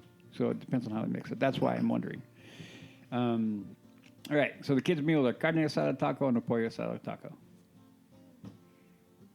That's it. Okay. So they only have one that looks like one new specialty beverage, but horchata. I don't need to add anything else. For all of you who know horchata, it's horchata. Have you Okay. had horchata? I have. Horchata? Best horchata I've ever had is a small little restaurant out of Davis, California. Best horchata, period. I had it at AM PM. That's not horchata. You need to go. Chungus. You need to go. You need to go back and yell at them for Okay. trying to. For even calling it horchata. Yeah, like I don't know what this is, but it's not horchata. Anyway, okay. However, the new item. The new item is the melon cocktail. So tequila, melon liqueur, fresh lemon juice, ogre top, and ogre topped with a cherry. Again, another refreshing looking drink. I'll try I'd drink it. I would drink that. I love melon flavored stuff. I do, too. I would try it. Okay, so then they have their margarita that they had before. A mango flavored hazy IPA, no thank you. Modelo Especial. What's that? It's a beer number. Spanish for water. It's yeah, exactly. It's the nuts Corona. Modelo Especial, #1 beer in America. Thank you, Woody, for that public announcement. We all needed that. In case you didn't know, #1 beer in America. Okay, citrus michelada with bootleggers IPA and citrus michelada with Modelo Especial. Honestly, not the IPA, but the Modelo Especial, that would actually probably be pretty good for a michelada. Michelada, have you had a michelada? What's a michelada? Is that with the clam juice in it? Yeah. No. And the tequila. Oh, come on. Woody, you can have it all. You guys suck. You, in fact, you got that when we were there. I did. And I go, you can just stay away from me. Oh, man, it's so good. No. It's so good. Anyway. That clamato, whatever that crap is you like. No, thank you. It's good. Great. Is good. Okay. So coming soon, Rita's Turbine Blenders available July 26th again. Still blending another couple weeks. Okay, so we'll go through there, and this is going to be turbine twirler with choice of frozen wild cherry, frozen lemon lime, frozen strawberry, or frozen blue raspberry slushy, topped with peach gummy ring, and that's non-alcoholic. That's all kinds of sweet. That's probably right up your alley. I'd probably try it. Not gonna lie. I'll try it, Bill. Need an extra shot of insulin. There you go. Yeah. That one is a new one. Okay, so Rita's lemon lime margarita with strawberry cream flavored cocoa biscuit stick. I don't know. I'm not a big margarita guy, but it doesn't sound bad. No. Okay, so Rita's Grand Lemon Lime Margarita with a splash of liqueur with strawberry cream covered cocoa biscuit stick. That one with the liqueur changes it for me. Have you ever had one of those? I'm trying to think of it's a little different recipe to a classic margarita. It makes it a little bit more strong. I can't think of the name. No. But anyway. I'm just trying to wrap my head around the cream-covered cocoa biscuit stick. Yeah, it was a biscuit stick. What, I don't know. And what's that I'm doing in looking a for a picture of it. margarita? I don't. It's coconut and they throw it in there. It's a garnish. Okay. Like cocoa and lemon lime. But I don't know. I see a picture of a biscuit stick. Okay, Rita's strawberry margarita with strawberry covered cocoa biscuit stick. We're getting the theme there, right? Yeah. And then the same thing, Rita's grand strawberry with a splash of liqueur. And that's there. And those are going to be available also. Okay. So, Aunt Cass Cafe. Okay. This is Again, I see something that Jay alluded to, and that's the very last item in this first section. But we'll get to that. oh my lord. Yep. And I have yet to try it, and I got to go find it. Anyway, okay. Once we get there, most people will be like, oh, we know what we're talking about. Yeah. And I see a picture of it. It looks really good. Okay, so here we go. Curry beef. Beef, carrots, potatoes, and onions cooked with a classic curry topped with rice, pickled ginger, green onions, served with boudin sourdough bread bowl. Yes. Right? Everybody's a yes on that one? There are a few things I'd remove, but yeah, in general, yeah. I'm not sure I'm down with the curry. All right. I probably wouldn't get that if we went here, but What did you get this next one? The San Fransokyo clam chowder? not a clam chowder guy. I am not either. Clam chowder with bacon, potatoes, and a hint of white miso. That would be interesting. Served with boudin in a boudin sourdough bread bowl. Mm-hmm. We were wondering what they're going to do with that. There we go. Okay. I like the next one. Mac and cheese. That's the description. Mac and cheese. If you don't know what that is, it's not for you. You got the problem. Okay, so soba noodle salad with tofu, cabbage, edamame, carrots, roasted corn, scallions, and cilantro, topped with crispy shallots and sesame ginger dressing. Just in case you didn't know, that was plant-based. Would you get that? You're the salad guy that I know, Mark. I do love salads, but I don't think I'd get that. I mean, much? I would try it. If, My wife would try that for sure. I would try it. But I'm not sure if I'd drop the full, whatever it is, $15-$20 for that. Yep. Well, they have a grilled shrimp soba noodle salad with tofu. Would that move the needle for you? It might move the needle. With shrimp? Yeah, I do. I do like shrimp. Yeah, no. Okay, so here is the one that Mark referenced earlier. Yeah. Oh, yeah. Japanese style fluffy cheesecake. Yep. Yes, and the only reason why I would try this because Jay talked Yeah. about this, Yep. and I go, well, I'm never going to chance to get that anyways, but here it is, and I would order that for sure if it went there. I would. So Jay, please get that and let us know. How it is. I don't even think we have to ask him. I think that'd be like automatic. He's gonna be like, I got to try it and see what they. Oh, and he's going to be critical. Oh yeah, rightly so. Love it. Yeah. But wait a minute, the next food items or things I would get. Okay, so the shrimp katsu sandwich, panko breaded shrimp patty. Oh, on not a that. No, that's where I'm at right there. Oh, yeah, Okay, no, I don't so patty on a potato bun with cabbage slaw, spicy mayo, katsu sauce, served with garlic chips. Nope. Nope. No. However, Neither. the fourth item again with the mac and cheese. What the heck is that thing? Okay, so turkey pesto club. Would you do that one? Is that the one you're talking about? Yeah, I would get that. Yeah, roasted turkey breast, pesto aioli, havarti, bacon, arugula, and tomato on a herb focaccia, served with potato chips. Yep. Yep, that and the and one of the drinks and the cheesecake. I'm good. Yeah. Oh, hey, steamed rice. That's new. Yeah, Okay. well, good. That's what I'm laughing about. Okay, well, I'm glad that that's new. Sure it is. Okay. Okay, and then they have boudin sourdough loaf, which is just a round or baguette. So there we go. Plant-based. Okay. Well. Okay, so the kids' meals are turkey sandwich or mac and cheese. Can you imagine buying like a loaf of bread there? Yeah. You can buy it. Just buying a loaf of bread. That's just what it says. Yeah. No, but you could no, think about that. You could get that and just eat throughout the day. You just break another piece off and eat it Sure. if you want to. I could see a baguette, I guess, but Oh. Smacking people with running around. Oh, They wait a would minute. sit Wait all a day minute. like hardened clothing people. Anyway, I already see what drink Woody would get. all right.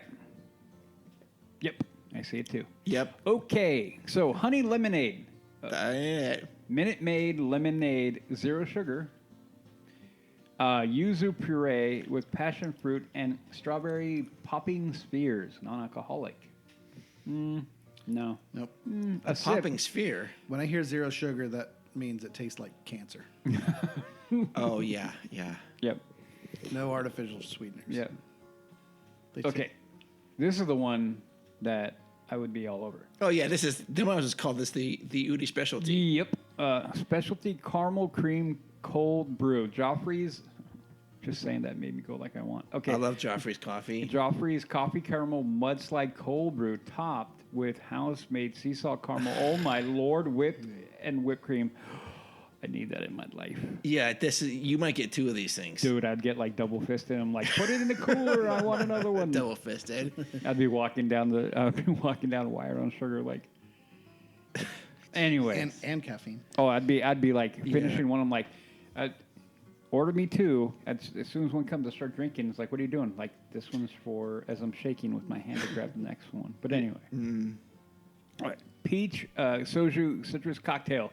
Citrus beverage with peach flavored soju. Okay. It sounds really peachy. Yeah, I like peach. Sure. Another, hey, they're going to start serving, or are they going to serve 805? Cool. It's beer.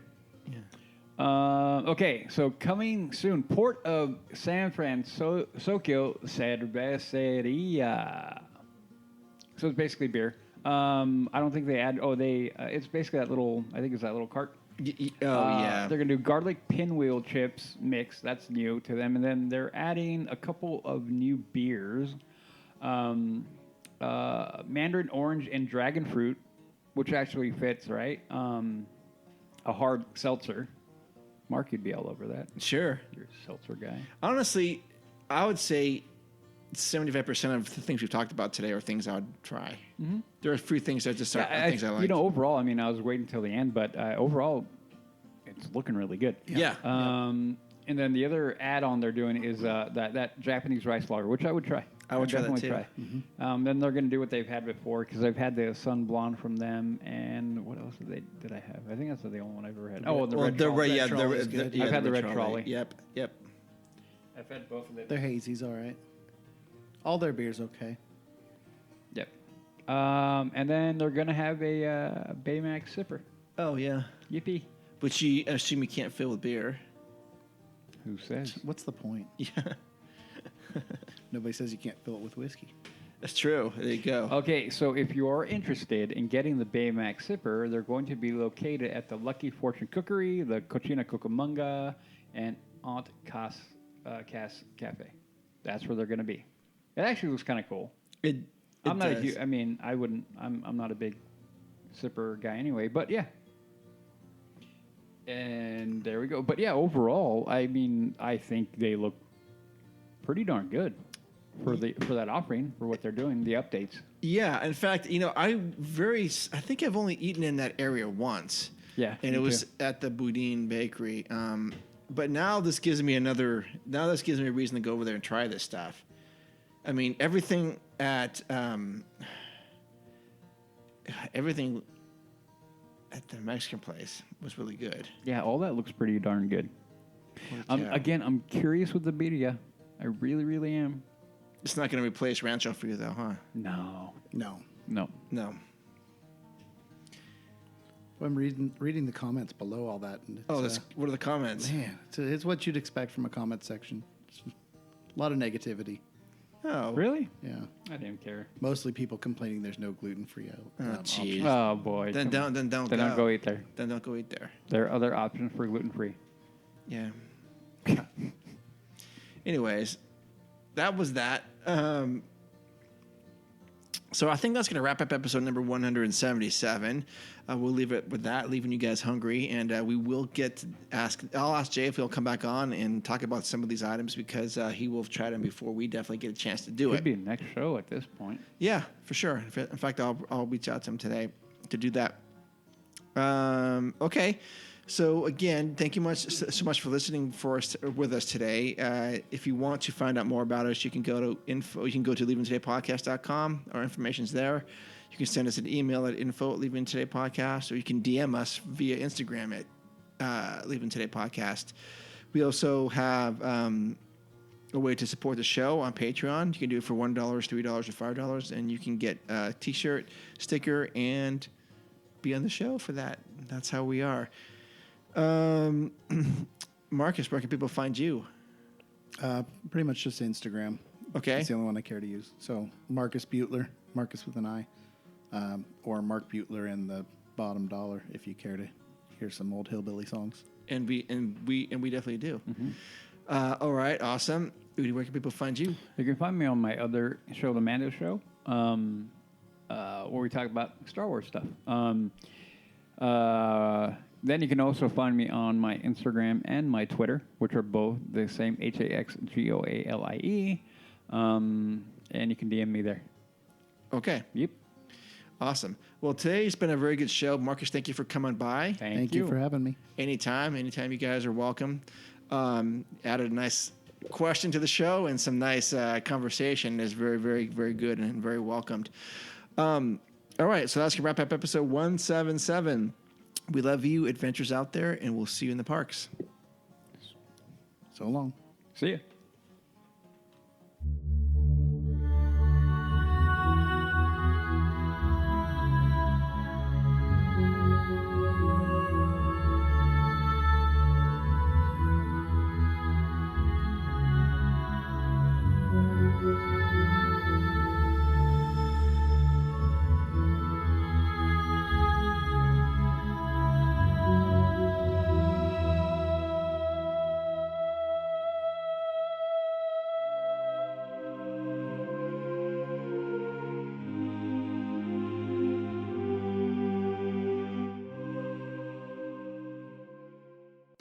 I am a good button pusher.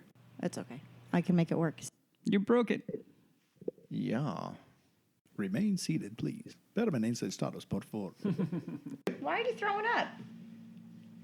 You trying to eat all your food before your sister does? Now you can eat that. But you make me hot. It's so close, I can feel it. No bed sheets. Why are you yelling at me? Because I like yelling at you. You're funny. Ow, that hurt. Don't make me smile like that. Ow. Kitty. It's like a breath of fresh air. Boy, was my face